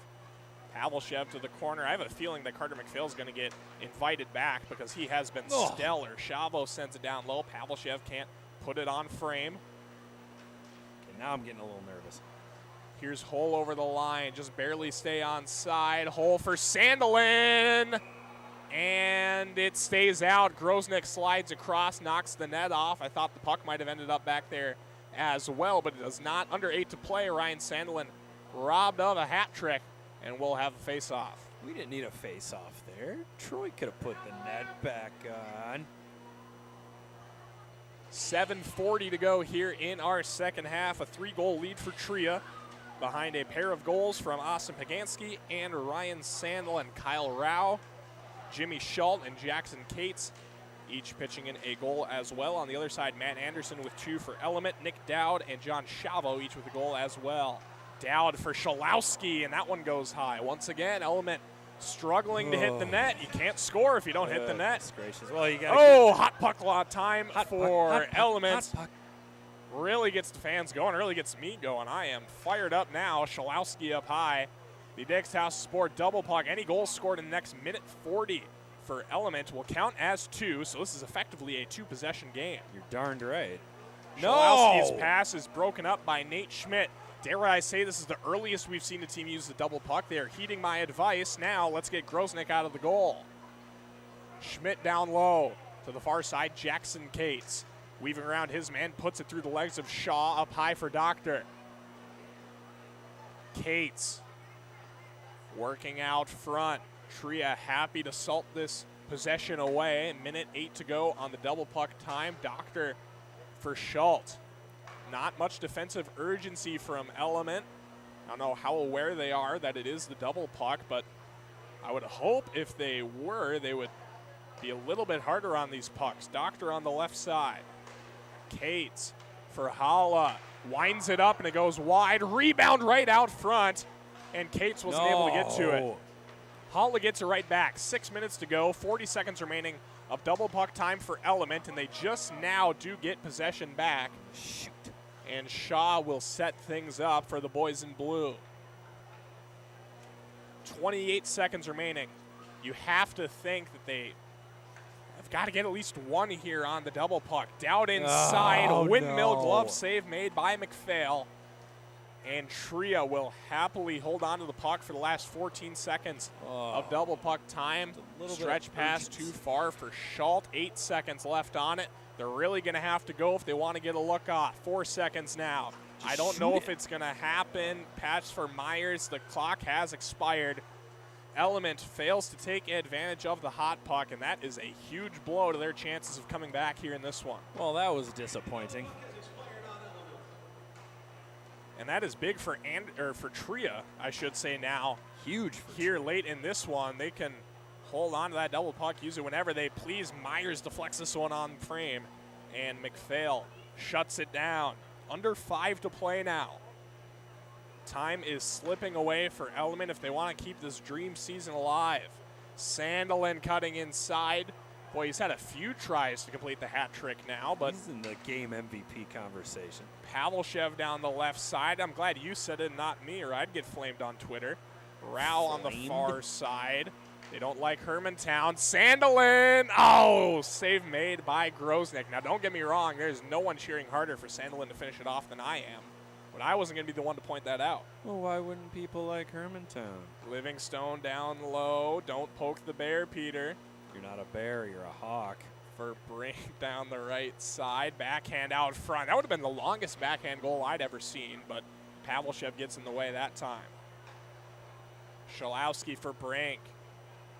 Element needs something here. No. That's not going to help. Here it is. Sandlin has this one on a tee. Working inside, he scores! Hat trick for Ryan Sandlin. And here goes the hat. You're not going to do it. It's not going to make it. Oh, there it goes. There it goes. We have a hat on the ice. It is mine. Now you look stupid. My Minnesota Twins And now some vintage guy has hat. your Now someone is going to have to bring that up back to me. I did not consider the consequences of my actions, but that kid has your hat. He's thrilled. I am now hatless. Ryan Sandlin has a hat trick. And when someone from your alma mater scores a hat trick here in the Beauty League, you do what you have to do. No, keep it. And Peter is trying to keep them from returning my hat. I am going to take the headset off here momentarily. And we are good to go. I am now back in situated. That was a fun 45 seconds of chaos. Oh, you made it possible for the rest of us. And here's Jimmy Schultz working inside. That one comes back and gets Grosnick in the head, but Schalowski is able to gather his feet. Still time for Element to come back here. Anderson for Shaw. Pagansky down the left side into the zone. Backhand pass for Cates on the far side. Tria looks like they're well on their way to, I would say, the biggest upset win thus far of the DBL season. As this one's poked away into the far side. Dowd plays it there. Pagansky will gather it up for Tria down the left side. Ryan Sandlin with a hat trick, the leading scorer for Tria. 8-4, just over 2 to play. Schultz left side. The human highlight reel. Schalowski gets it back. Up for Chavo. How about that Schalowski-Chavo connection for you, Peter? Two of your favorites. I can't handle this. Now, just for fun, Tria will pull the double puck. Might as well. Grosnick was going to the bench, and he gets back into position to play that one. Oh, no. Now Hull with it. Okay. For Howla. Now to the far side, Hull with it again. Halla gets it back. Kick save made by Grosnick with the left pad. Dowd into the corner, less than a minute and a half to play. Of course, we will have some form of stop time here late, so it's not entirely impossible for Element. We have seen some frantic comebacks here in Beauty League. The one that most notably comes to mind last year, Brock Faber led a team all the way back to an overtime win, the legend of Brock Faber. Now, as we have 1 minute remaining, Hull out front. Halla can't get an empty net goal. And here's Ben Myers down the left side, across for Chavo. Forehand try, save made, rebound. Nick Dowd, they score. There it is. Nick Dowd, his second of the game. Are we not playing stop time? And are we not playing that stop clock time? running. Boy, I tell you what, there's an awful lot of time left. I feel like they could certainly stop the clock, but they're going to keep it going. And that will effectively make the comeback impossible. But for Nick Dowd in his 2024 DBL debut, it's the second of the game. This game officially doesn't 8-5. count. Nate Schmidt tries on the empty net. It goes off the side of the cage. Schalowski stretch pass up ahead. Here's Shaw working inside. Myers scores! I tell you what, Peter, I think it would have been possible had they stopped the clock. It would have been more than possible. It would have been more than possible. We'd have 45 seconds. I suppose there should be about 25 seconds on the clock right now. But as it stands, Tria has knocked off the Giant as Element has their first loss of the season. This is ridiculous. Tria takes down Element 8-6, your final. This is ridiculous. This game doesn't even count. This doesn't even count. We didn't stop the clock when we were supposed to. Tria killed the clock during the hot puck for Element. They're like the kid who kneels in Madden. Boy, I tell you what, I already had Ryan Sandlin start as the player of the game, but Austin Pagansky is going to be your player of the game. Choosing Certainly between two thought. former Class A superstars. Where did Pagansky play his high school ball at again? St. Cloud Cathedral. That is right, St. Cloud Cathedral, the Crusaders. Austin Pagansky is your player of the game. Boy, are there a cohort of hungry fans for that puck. A young boy reaches up to grab it. And that is that. Pagansky heads down the tunnel. And the men's portion of Week 5 of Dubuque League has concluded. Peter, your thoughts before we move on to the women's? Well, right now I'm going to call the best TV lawyer I know, Mr. Jack McCoy from Law & Order, and we're going to go have a chit-chat with Dubuque League's power brokers. They didn't stop the clock with 45 seconds left. Element clearly had a chance to tie the game, and our undefeated record should still be intact. You've got your TV law guy. I've got Saul Goodman. No, come on. Jack McCoy wins almost all the time. Saul Goodman in 4. Jack McCoy in 6. I'd rather have the sweep than to go 2 extra games. Tell you that for free. I'd rather hang out with Sam Waterston than Bob Odenkirk. 8-6 is your final Tria over Element. As Tria now 3-2, winners of back-to-back. Element falls to 4-1. And that is that. We are going to take a brief break. When we return, it is Tradition Mortgage and Tradition Capital. Here from Medina, you're watching the 2024 Dubuque League season.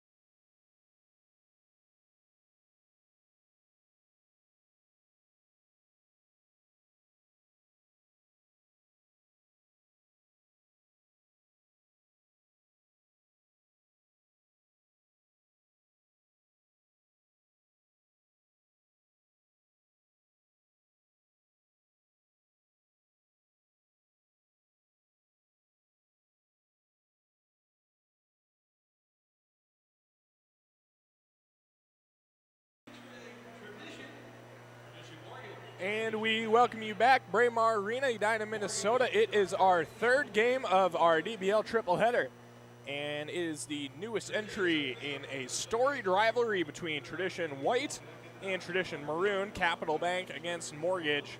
Here in this one, alongside Peter Rodney, I'm Will Peterson. Anna Baining will be joining us down at Ice Level a little later on.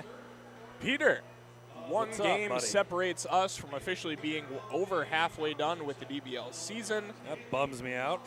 Yeah, it has gone fast, but there is a whole host of new names here tonight in this one. Maroon looking to get a win, try to even out that season series mark a little bit. Who is one player you think is going to go off tonight? Well, if I'm choosing with my head, I think we'll see a big game out of Natalie Snodgrass tonight. She's hit a few posts over the last couple of weeks. If I'm thinking with my heart, I'm going to say Carly Humphrey, because Carly Humphrey was one of my favorite players during her high school career at Elk River. She'll be a freshman with the University of Minnesota this season. Always been a big Carly Humphrey fan. White starts off the game with only 3 skaters on the ice. I hope that is not an omen for how the rest of this night will play out. Burak takes it on the near side. Maroon is skating from right to left, obviously wearing maroon. White from left to right. Tradition Mortgage and Tradition Capital Bank here from Edina. Down the right wing side, Claire DeGeorge with it. Poked at there by Lauren Bench, one of the new goaltenders. In this one, we have 2 new goaltenders. Lauren Bench for Maroon, former University of Minnesota Golden Gopher, hailing from Eagan, Minnesota. Played her high school days at Eastview High School, Burnsville. And on the other side, Sydney Scovey spent 5 years at Breck. And then also spent some time at the University of Minnesota. Their paths did not quite cross as Bench came in the year immediately following Scobie. Here's a centering look out front. They score. Peyton Levis gets the scoring started for Tradition White. It is 1-0, just over a minute in. Wow, she was right on the doorstep there. Didn't face a whole lot of resistance from the defense. Peyton Levis, Rogers' finest, straight up I-94. 21 and a half to go. It's 1-0 in favor of Capital Bank. Puck has dropped. Rosenthal playing it for White. Up ahead, here's Levis down the left side into the zone with Bryant. Feeds it across for Rosenthal. Ooh. And a nice save made right there by Lauren Bench. Snodgrass down the left side. Your pick to click in this one. Drops it for Nightingale. Pick to click. I like that. That's across nice. the crease. I didn't come up with that. That's very stolen. Nightingale roofs this one up into the netting and evidently out of play, so we'll pause. Now, Bench is not ringing any bells for me. I got to be honest, I don't remember Lauren Bench. 5 years at Burnsville High School, 4-year starter there. Spent 6 years in NCAA, 4 years at Bemidji State, 2 at the U of M. Used her grad year as well as a COVID year of eligibility, and then spent 2022, 2023 in Sweden before coming back and signing into PWHL, but did not appear in a game for Minnesota. Breakaway look for Bryant, and Bench makes that one look easy, blocking it away. Taking it into the corner now, and now bringing it up top. Pass down low, intercepted by Nightingale. Looks to work out of the zone. Turned over. Audrey Wethington inside. Forehand shot. Nice save made by Bench. Couple back-to-back nice saves from Bench after allowing that Peyton Levis goal. And she might have her feet a little more under her now. DeGeorge cuts to the right side. Backhand flip out in front. Steered away by Tristana Tatour. And I can't help but notice that her name is also spelled wrong on the back of that jersey. I do believe it's pronounced Tater. It is pronounced Tater, but they spelled it wrong. On the back, well, they spelled it wrong, but it's pronounced Tater. Ooh, big hit there as Breen was leveled by Audrey Wethington. Intentionally? And now slowed it. No, just a complete freak collision. One of them wasn't looking where they were skating. Good to see Breen, though, just hopping right back in the play. Yeah. Well, I saw Wellington skate away, and I thought there's no way that she would have intentionally hit somebody. George with it down low and now cleared out of the zone. Here's Buterak in on a breakaway. She scores. Claire Buterak gets her first DBL goal of the season. It's an answer for Maroon, and we're tied at 1 with 19 to play. Wow, how about that? We got a couple of goals here early on. Nice shot by Buterak. Tied up at 1. Here, 18:45 to play. We'll get a center ice face-off taken Somebody's got to take the draw. by Brooke Bryant, hopping in for White, one of our new players. She beats Liz Sheppers on the draw. So we are right back where we started. Just about 5 minutes into this one, Emily Zumwinkle will go to play. From behind her own net, pass the near side for Bryant. She cuts back to the middle of the ice. Over the half line and now into the offensive zone. Long shot goes off the skate of Breen. Boy, she getting beat up here early in this one. She might need to sit the next couple of shifts out. Carly Humphrey down the left side for Levis on the backhand. That one rolled on her, stays on the ice, and Bench makes a right pad save. We are missing a few superstars tonight. Taylor Heise's not here. Maddie Wethington's not here either. A couple of mainstays on either team. Steckline from the point. Breen tips that one on. It goes just wide. Yeah, quite a few fresh faces. Both of our goaltenders as well. No Skylar Vetter, no Maddie Rooney, no Nicole Hensley. A couple of newbies here. Rosenthal over the line, drops it into the middle. Pulling it out is Audrey Wethington all the way up high. Now down to the right circle, Rosenthal. Her pass down low is played now to the right side. And up high, Flaherty, right circle, cutting inside, rolls off her stick. Audrey Wethington down from below the line. Flaherty, backhand flip to the far side. Rosenthal and Snodgrass come together there. Audrey Wethington behind, held in there by Steckline. Good puck battle for it there in the corner, under 17 to play from Braemar Arena. Now here's a chance down the right side. Brown cutting inside. Did she finish it? Oh, there it is. Emily Brown with her third of the season. And it comes on the breakaway here. Maroon has the lead. It's 2-1. Not bad for a defender. Yeah, good hands. And, yeah, just sneaks it underneath that left pad. Hard to tell from our angle if it went in or not. Evidently it did. And Maroon has the lead. It's 2-1. See if White has an answer here. Working inside. Save made by Bench, and she'll keep it alive to her right.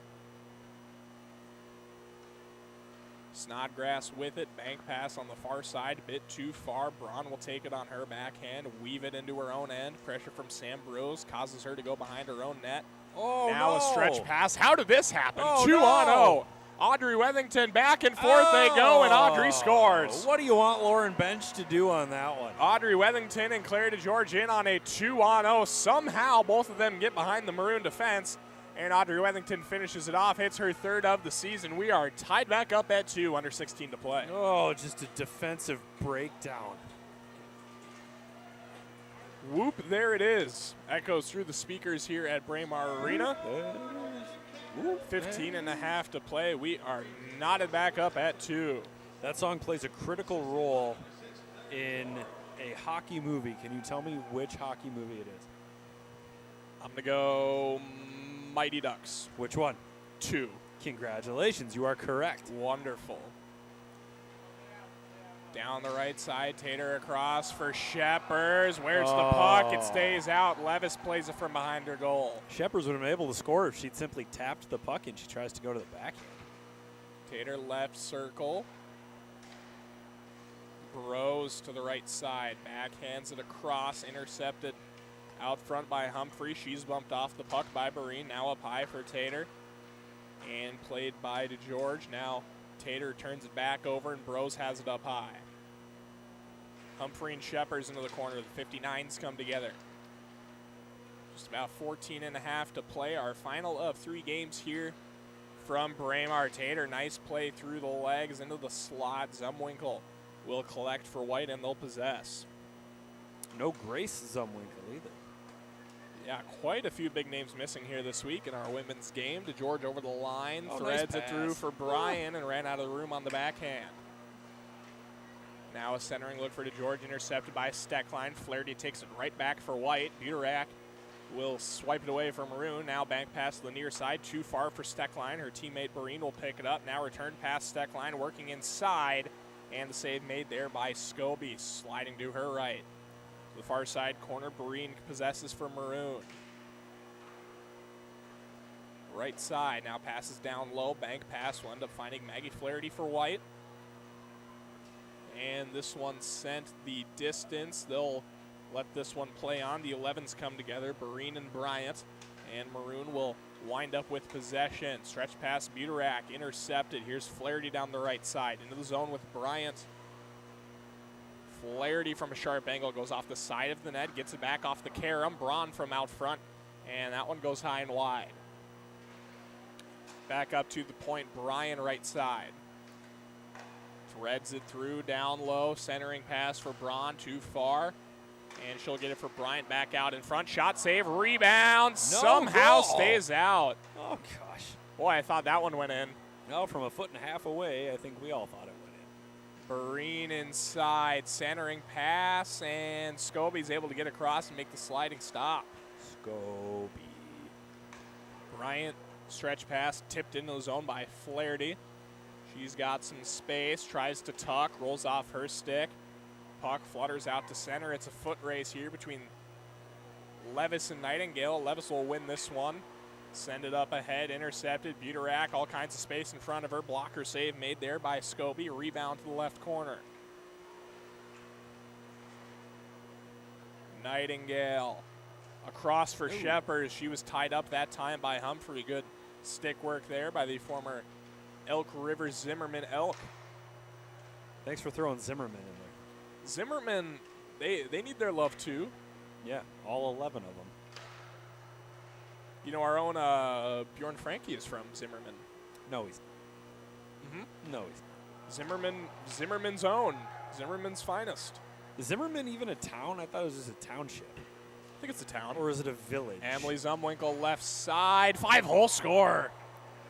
Emily Zumwinkle with her first DBL goal of the season, and Capital pulls ahead here just about halfway through the first. It's 3-2. Wow, she's got a goal to go with a pair of assists. Nicely done. In on the 2-on-1 with Audrey Wethington, and Emily just decides to keep that one. Capital is back on top, 3-2. Emily Zumwinkle at the right point. Pressure there from Tater. Now bounces off her skate. Shepard's backhand pass. Snodgrass has to slow up to get it, but now she finds Tater out in front. Shot, save, rebound, score! Yeah. Tristana Tater with her first DBL goal of the season in her DBL debut. Under 11 to play. We are knotted back up at 3. Baked, mashed, or fried. She can do it however she wants. That's a joke about her name, which is Tater. We are tied up at 3, under 11 to play in this one between Maroon and White. Steckline on the far side. Working Snodgrass it around on the onto assist. her forehand. Yes, Snodgrass. Natalie Snodgrass picking up an assist on that one. Steckline over the line. Shot, save, rebound, backhand try. Bryant will take the rebound. Now Levis, little breakaway here. Score! Peyton Levis, her second of the game. It is a snipe. Bar down. 4-3 White. What a beauty from Peyton Levis. If there were a water bottle up there, it would have been popped. Firm wrist shot there. Right up underneath the bar. Under 10 to play. White is back out in front. 4-3 your score. Steckline goes to play it in the near side corner.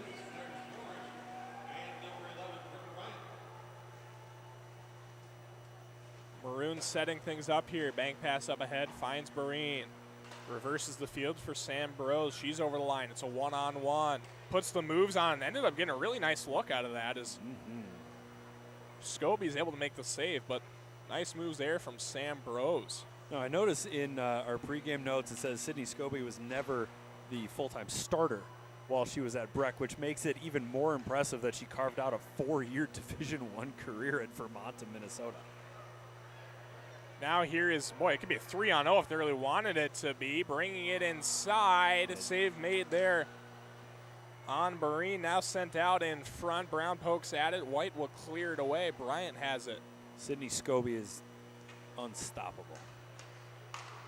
Yeah, 4 or 5 years at Breck in which she never really took a commanding role of her team's minutes. Almost gives me, I mean, those Breck teams were so good, it almost gives me like mid-2010s Kentucky college basketball vibes where John Calipari could just roll out like 12 NBA players and they all played like 18 minutes a night.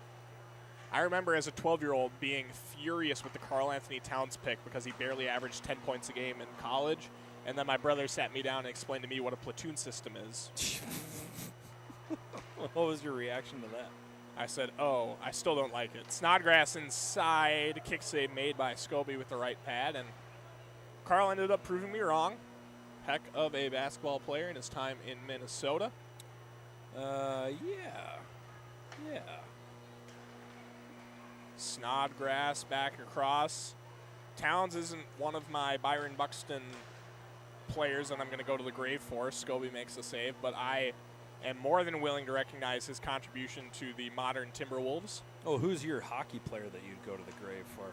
Zumwinkle right side, out in front, backhand shot, and save made. Wow, sliding save made by Lauren Bench. I thought that puck was in the back of the net. Well, don't put Lauren on the bench. Who is my hockey player I would go to war for? I gotta think about that one a little bit. Wethington back in, going to the forehand and rolls off her stick. I would say Kaprizov, but I can't really say that when I have said that I would be fine with trading him for the right package, which I'm still open to. Tater in for Maroon. Got a half step, goes to the backhand, and Scobie is able to stand tall once again, under 7 to play. For hockey, I would have to say anyone from the zip code 55803 or 55811. You're just baiting me into what is that? Hermantown. Oh. Levis far corner for Flaherty. Left side shot is deflected wide. Finder. Oh. Levis knocks it down for Rosenthal. You act surprised when I didn't just throw my hat for Ryan Sandler. I wouldn't say I was surprised. I was surprised that the hat made it to the ice. I don't know if I was surprised about the gesture of throwing it. I have impeccable hat throwing technique. I would not have thrown that if I didn't believe it was going to not make it. Yeah, I mean, you wouldn't want to, like, hit a kid in the front row with your hat. Although some kid did try to walk off with it. Did he really? Well, he didn't try to walk off with it, but he grabbed it. He walked over to his group of friends and started showing them the hat. I did not catch that. That's pretty good. Maroon with control. Steckline and Humphrey in a nice stick battle for it there. Now a try for it on the near post. Brown poking at it. Now taken back the other way. Stretch pass is knocked down by Braun. Not nearly enough room. Nice to see Boreen back out on the ice, though. Looks like she's all right. Yeah, she's been skating a regular shift and hasn't seemed too worse for the wear. Nice play there made by Lauren Bench. She'll set it back up. Maroon will have a chance to regroup here, just over 5 to play. Brown over the half line, now into the offensive zone. Boreen will bank it back down for Brown. Left side working down low, poked at there. Nobody wanted it, so Biederak said, don't mind if I do, and she'll carry it into the corner.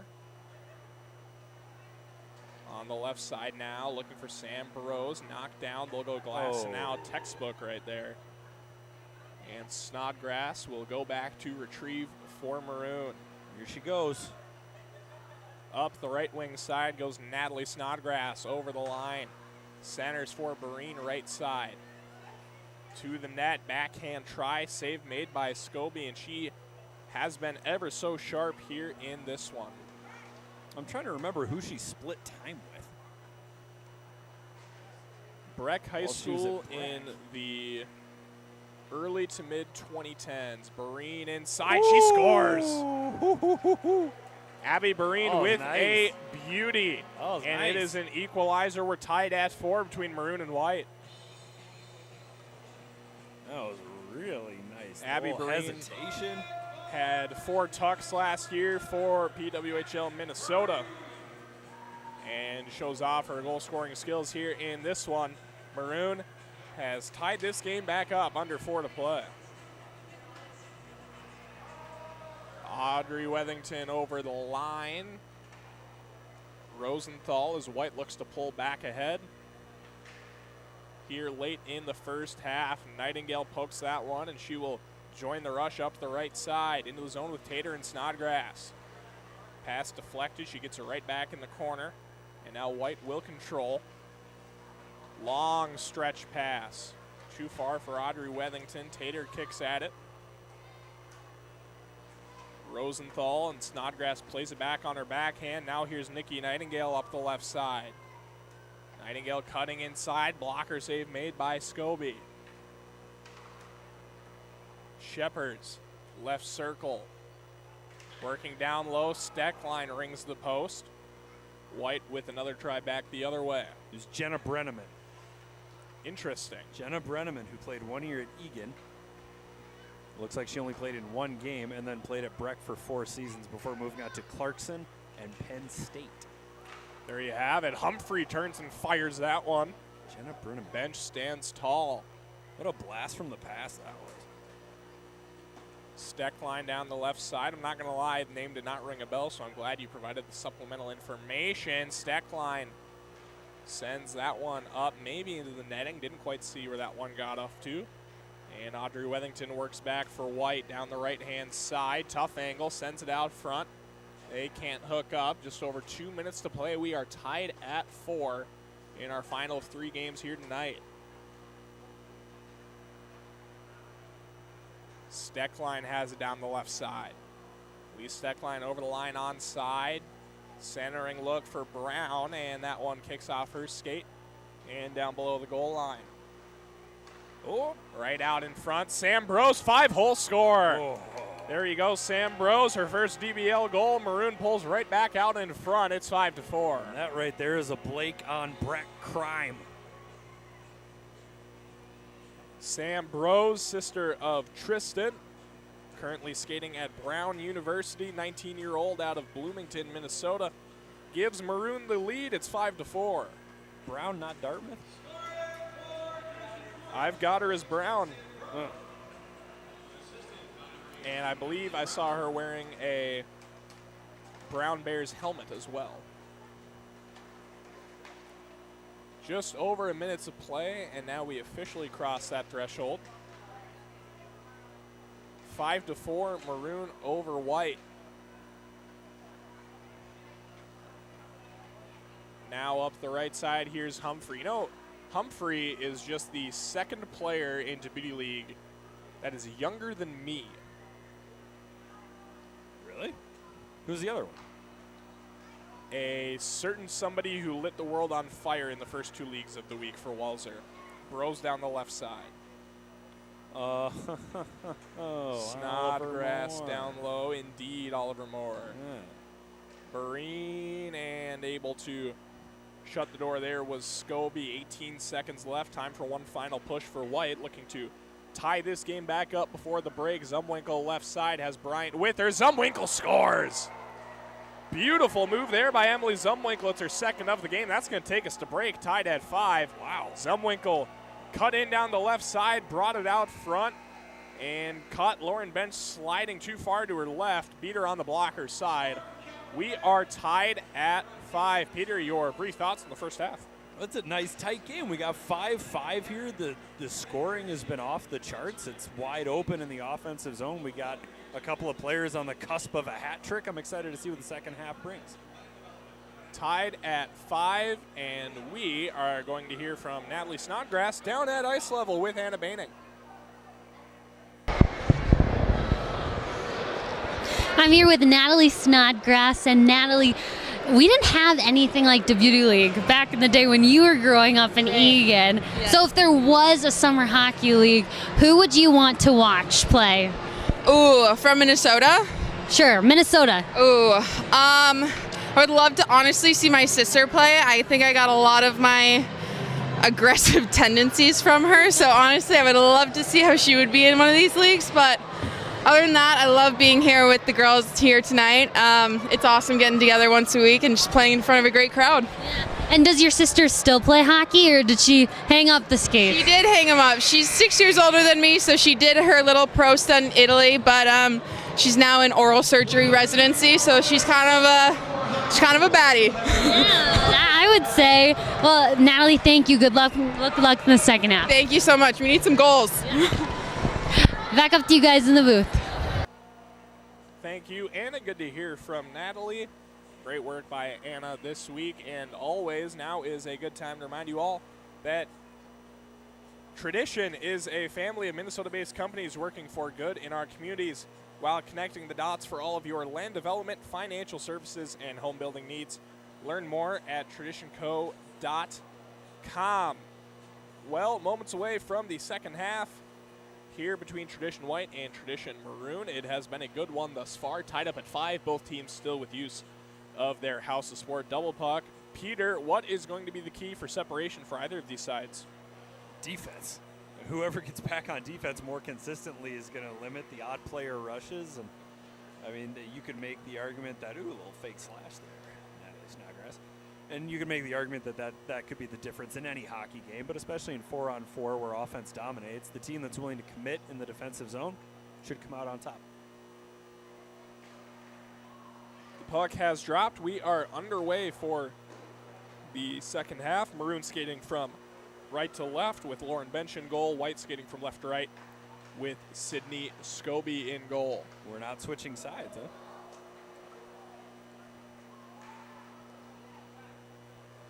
White with it down low. See who gets the first goal of the second half here. Emily Zumwinkle up at the line. Dumped back down, taken there by Rosenthal for Braun. Cuts her way to the near post, turns and fires from a sharp angle. That one goes directly across the goal line. Now Snodgrass jumps this pass. Her return feed is broken up there. Braun has it for White. Now Zumwinkle. Up ahead for Bryant. All kinds of space in front of her. Drops it back. Now back for Bryant. Return feed. Rosenthal. They score. Gabby Rosenthal, her first DBL goal. 6-5 White.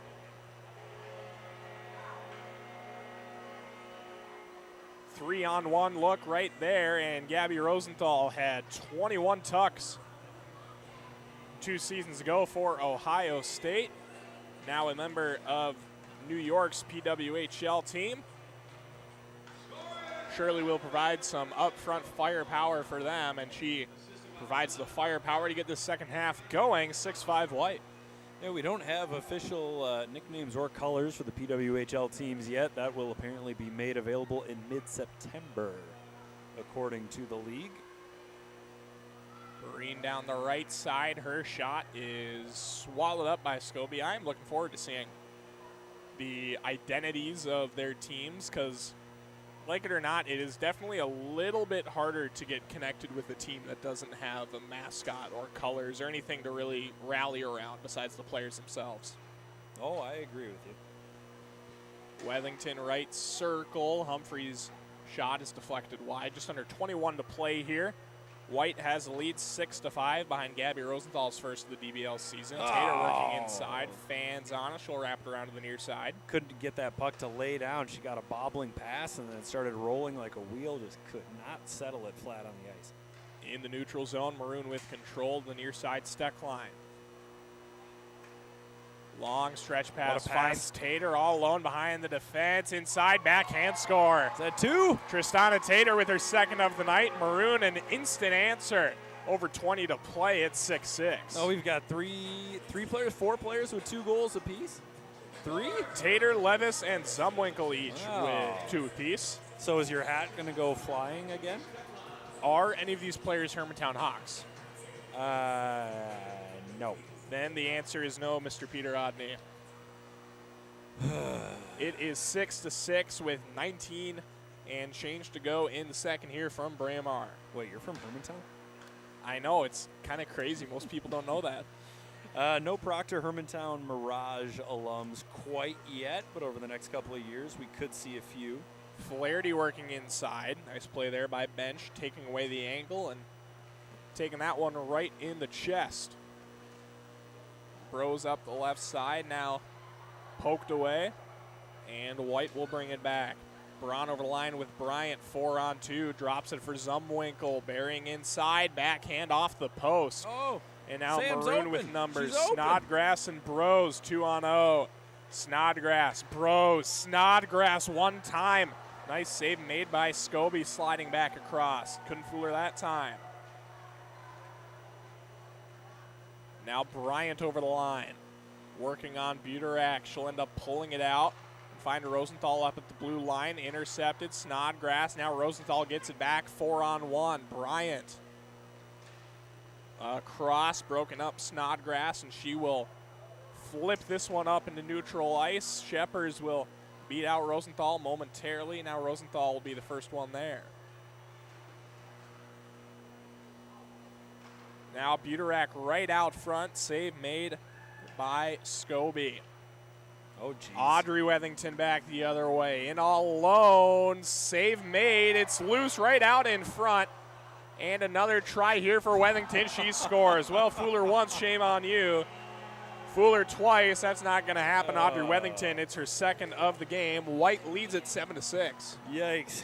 That was a bit chaotic there. Bench seemed bamboozled by the puck bouncing right in front of her. I'm a little surprised that none of her teammates said feet.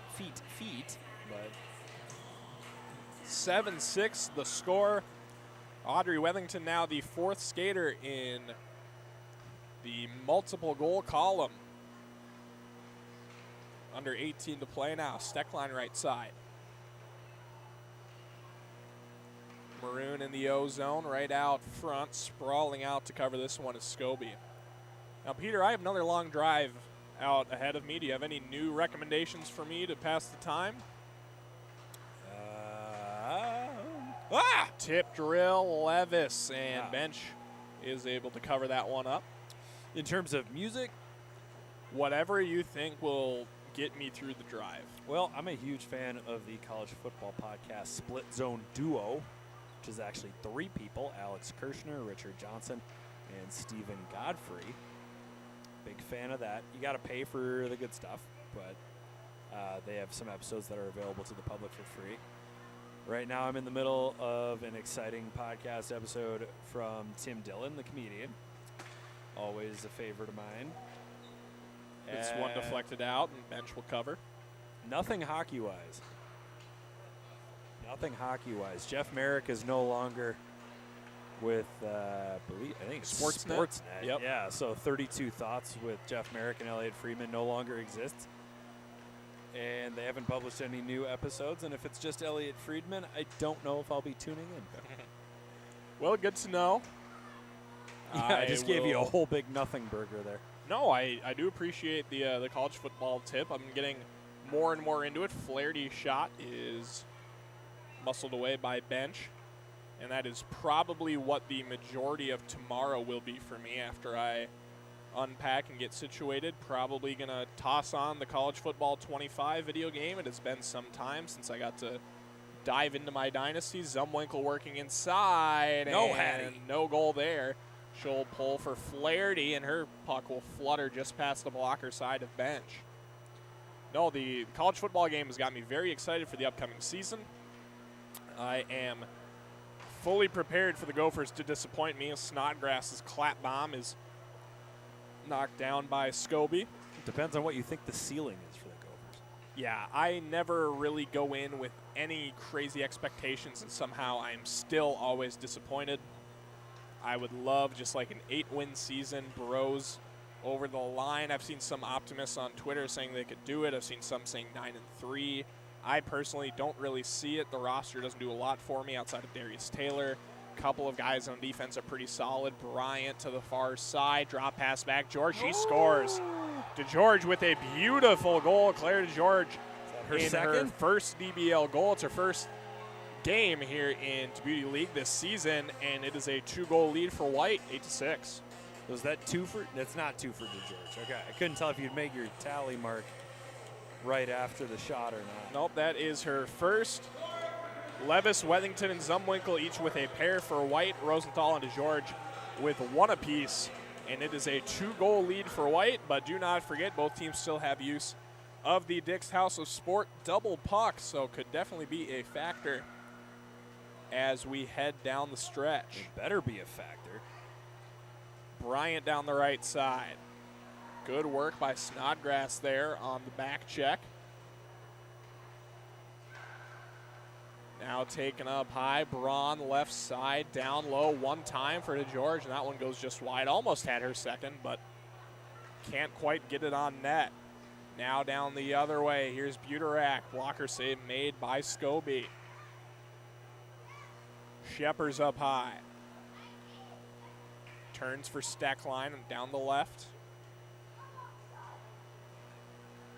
She wraps it all the way around. Not sure what the intent was there, but she'll pull it out. Don't question Lee Steckline. Leaves it for Nightingale, yes.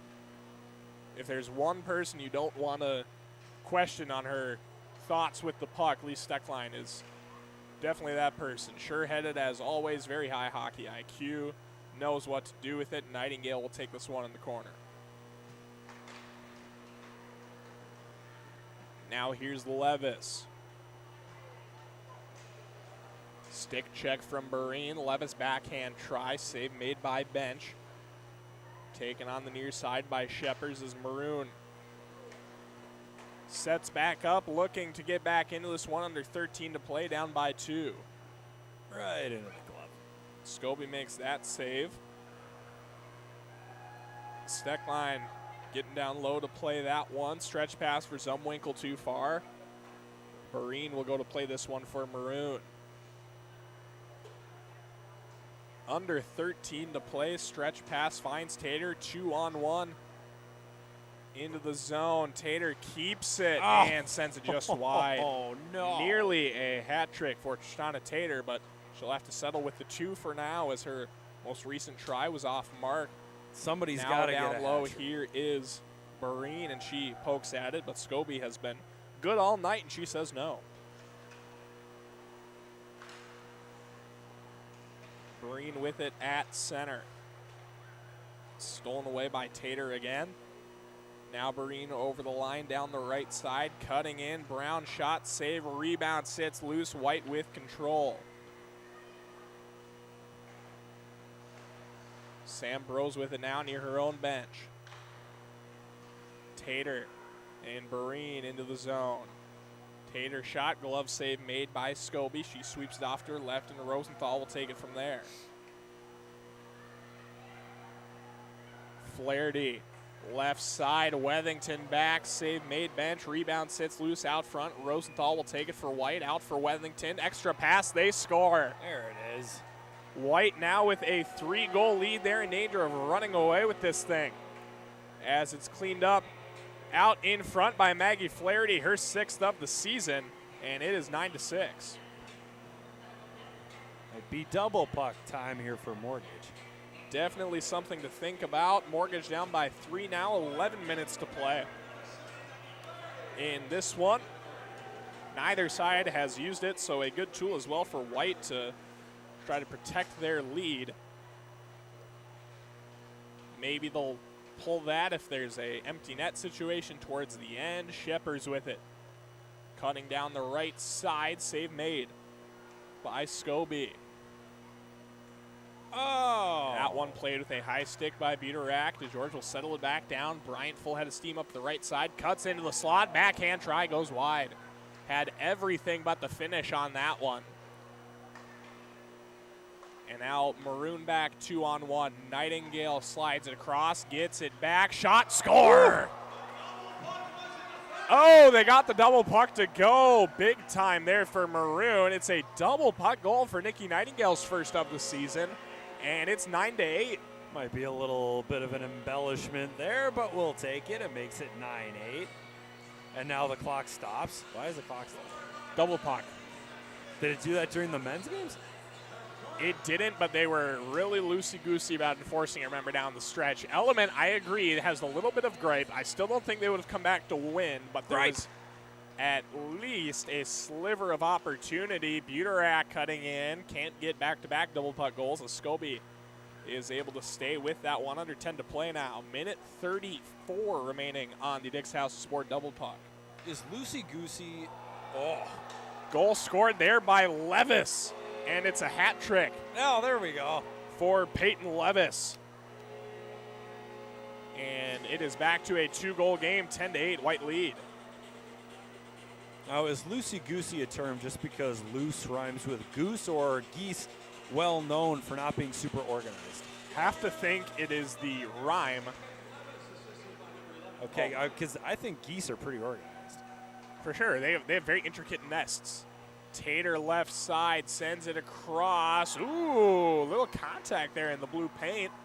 See if there's any retribution down on the other end. Brian up ahead finds Braun, sprung down the right side, cut out in front. And that one is left at the near post. Bryant with another try at it there. Steckline will clean it up in the corner. 9:10 to play, 54 seconds on the Dick's House of Sport double puck. Backhand out in front. We have a tie game, folks. It is a double puck goal. 10-10 your score, 9:02 to play. How about that? Abby Barine with it that time. It is her second of the game, sixth of the season. Counted as 2, 10-10, 9:02 to play, and still 46 seconds left on the Dick's House of Sport double puck for Maroon. Now, if Capital can keep it tied or even go up by 1, they might score here. They still have their double puck. Flaherty for Zumwinkle, right side, sends this one on. Stick save made by Bench. She steers it into the near side corner.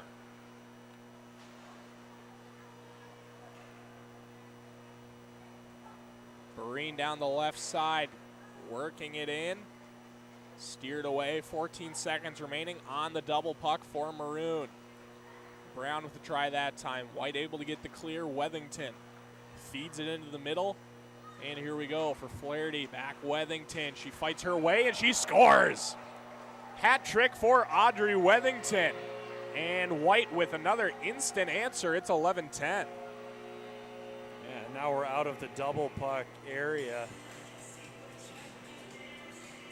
11-10, 8 minutes and counting to go. White still with use of their Dick's House of Sport double puck. So definitely a good position for White to be in as they look to take a commanding hold on the season series. They would go up 4-1 with the win. Is it really that far apart already? It is. Oh, jeez. Audrey Wethington with it. 3-1 series lead coming in for White. Of course, there's been some shuffling on either side as George sends this one on. So I'd be curious to see a breakdown by teams played for as far as record is.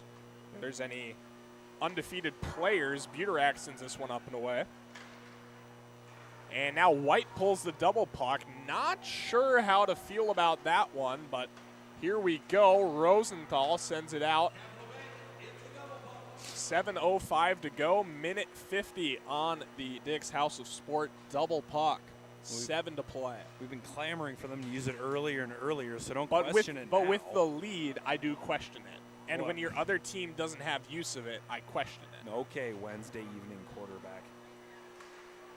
DeGeorge across for Bryant, 2-on-1 into the zone. Bryant cutting down low, tried to peel it back onto the forehand, ran out of room. And Maroon will break back the other way. Oh, Levis near her own bench turns it over. Minute 15 remaining now on the double puck. Braun cutting inside. Steckline with a nice stick check to force her to the backhand. Now takes over.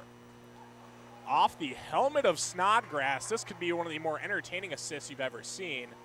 Pulls up at the right circle. Now back for Snodgrass off the stick of Zumwinkle and off of the netting. So White will restart. Really wanted to see the header assist. Unfortunately, the hockey god said no. Emily Zumwinkle scores! Double puck goal for Emily Zumwinkle. Give her a hat trick as well. Wow. 3 hat tricks now for White. They lead this one 13-10. No doubter about that one. Just rips it. 5:55 to go, 43 seconds remaining of double puck time. Huge insurance goals for White, and is now a 3-goal lead once again. Stack line holds for Maroon. Over to the far side, Breen will carry into the zone. Oh, what a move. Oh, what a move. Towards oh, the what a move. net, and can't finish on the forehand. Ugh.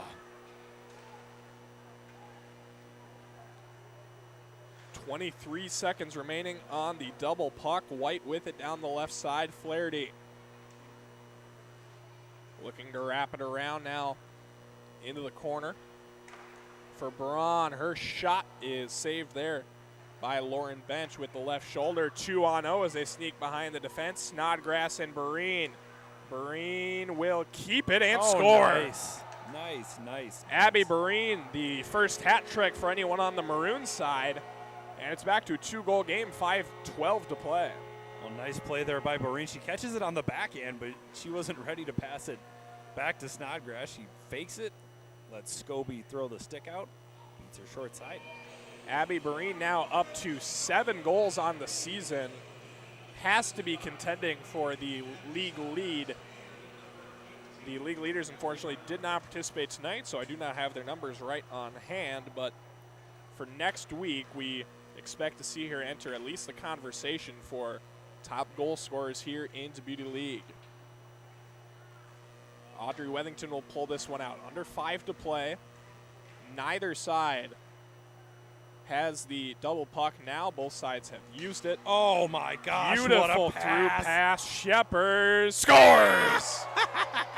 Put that one on the highlight reel. Liz Sheppers finishes it off on the backhand off of a perfect stretch pass there. It's 13-12. I want to watch that. Oh, we're not going to get to see the pass. That's okay. We're going to watch Liz Sheppers go top. Nope. Could not have placed that one more perfectly. Top corner blocker side up on Sydney Scobie. 13-12, White over Maroon. Sheppers, stick save made by Scobie. Rebound in the near corner. Under 4 now, Nightingale with the try. Wethington will take the rebound in the far side corner. It's like the wave is getting started down below us. I'm sure all remaining fans here will be thrilled about that prospect. Will do the wave. I'm not a wave guy. Are you a wave guy, Peter? No, I'm not a wave guy. Nothing. Wow. There is a jersey. Teddy Bridgewater, Minnesota Vikings. I need to speak to that child and ask him if he even remembers who Teddy Bridgewater is, because he looks about 8 years old. Incredible. I'm going to tell you a fun story. I went to that game where Blair Walsh missed the kick. My buddies and I got tickets up in the nosebleeds at TCF Bank Stadium, and we convinced my friend Joe to buy a jersey at the game. We were all wearing jerseys, except for Joe. Convinced him to buy one. He bought a Bridgewater jersey. Incredible.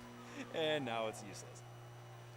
I also own a Teddy Bridgewater jersey. Why? But I was about 11 years old in the peak of Teddy Two Gloves, so I think it can be excused. I also have a Teddy Bridgewater signed football. Snodgrass down the right side, shot, save, rebound, gets it back, and she was looking for Sam Burrows out front. It's deflected away. Did you have a choice in whose jersey you got?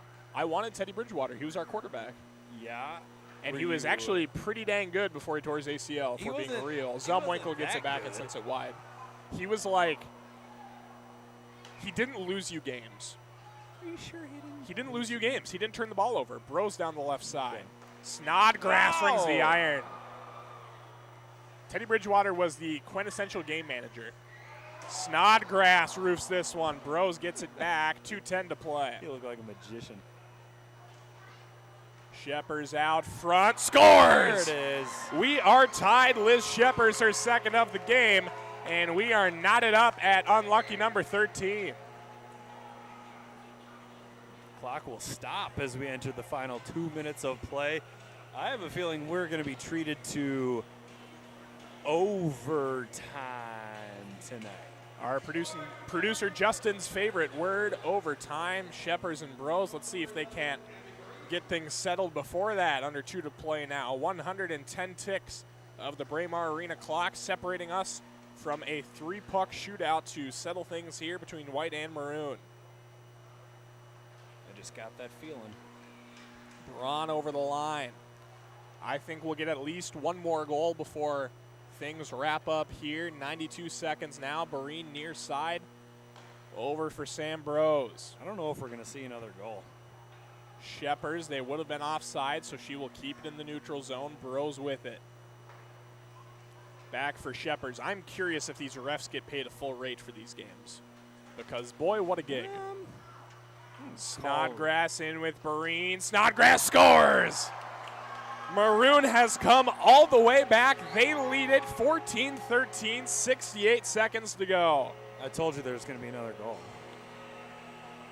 Natalie Snodgrass, one of the very few skaters without a goal in this one, and she picked the right time to get her first. 14-13 Maroon, and they have come all the way back. She also seemed relieved after that puck crossed the line. She's finally on the board. 14-13, 1:05 to go. We will keep an eye on Sydney Scobie in the white goal. 1 minute now to go as Maroon has it. Did you know that a Scobie is also a starter to make your own kombucha? I did not know that. Wethington cuts to the right side. Scobie to the bench. Centers out front. They score. Tied up at 14. Perfect tip right there out in front. It was Peyton Levis. It's her 4th of the game. 2 touchdowns apiece. 2 touchdowns apiece. And the game-tying goal coming from the one player's name that my computer never accepts. Peyton Levis knots us back up. 35 seconds to go. Let's see if we get one more. Tater sends this one. 6 save made. Scobie. Nightingale into the corner. Brown fans on the one time. 22 seconds now. Both sides definitely picking up the pace.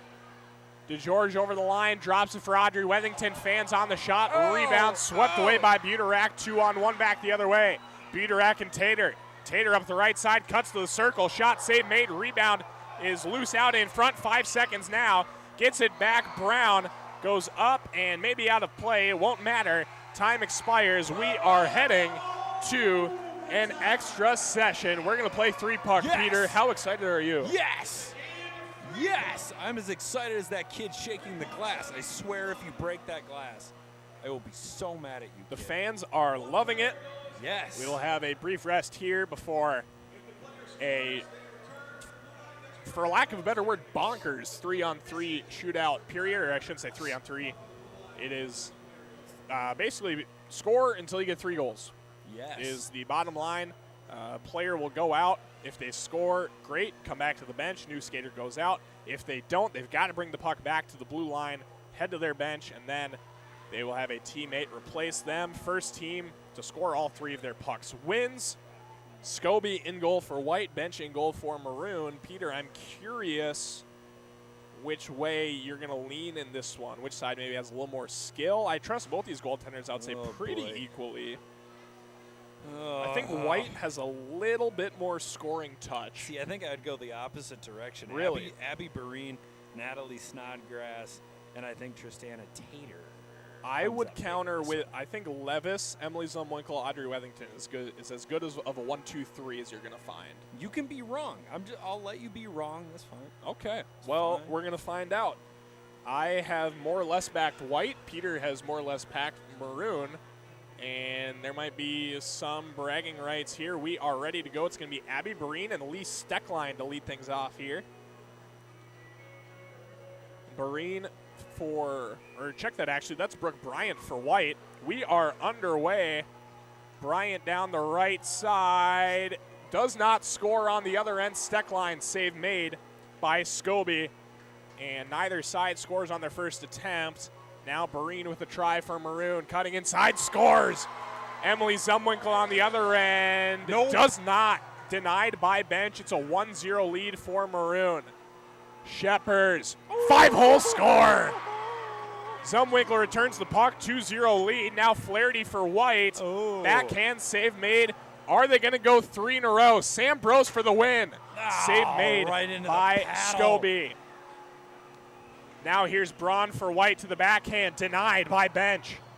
Buterak, chance to win it for Maroon. She does! Yes! Claire Buterak, walk-off winner for Yes! Maroon.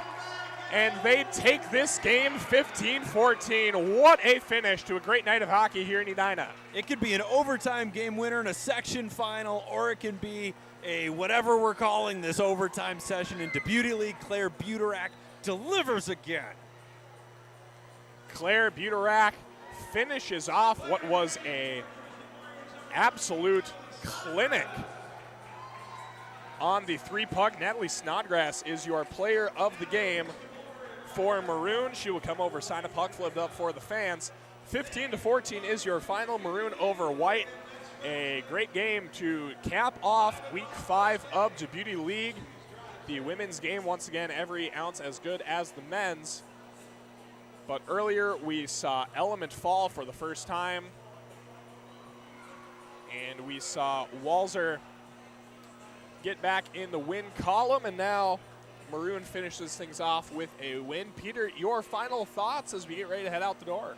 I think the fans, those who stay will be champions, and those who stayed were treated to 29 goals between the two teams. A fantastic evening for women's hockey.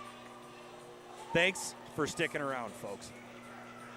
For Anna Baining down at ice level, for Peter Odney, my name is Will Peterson, wishing you a very, very pleasant good evening from Edina, Minnesota.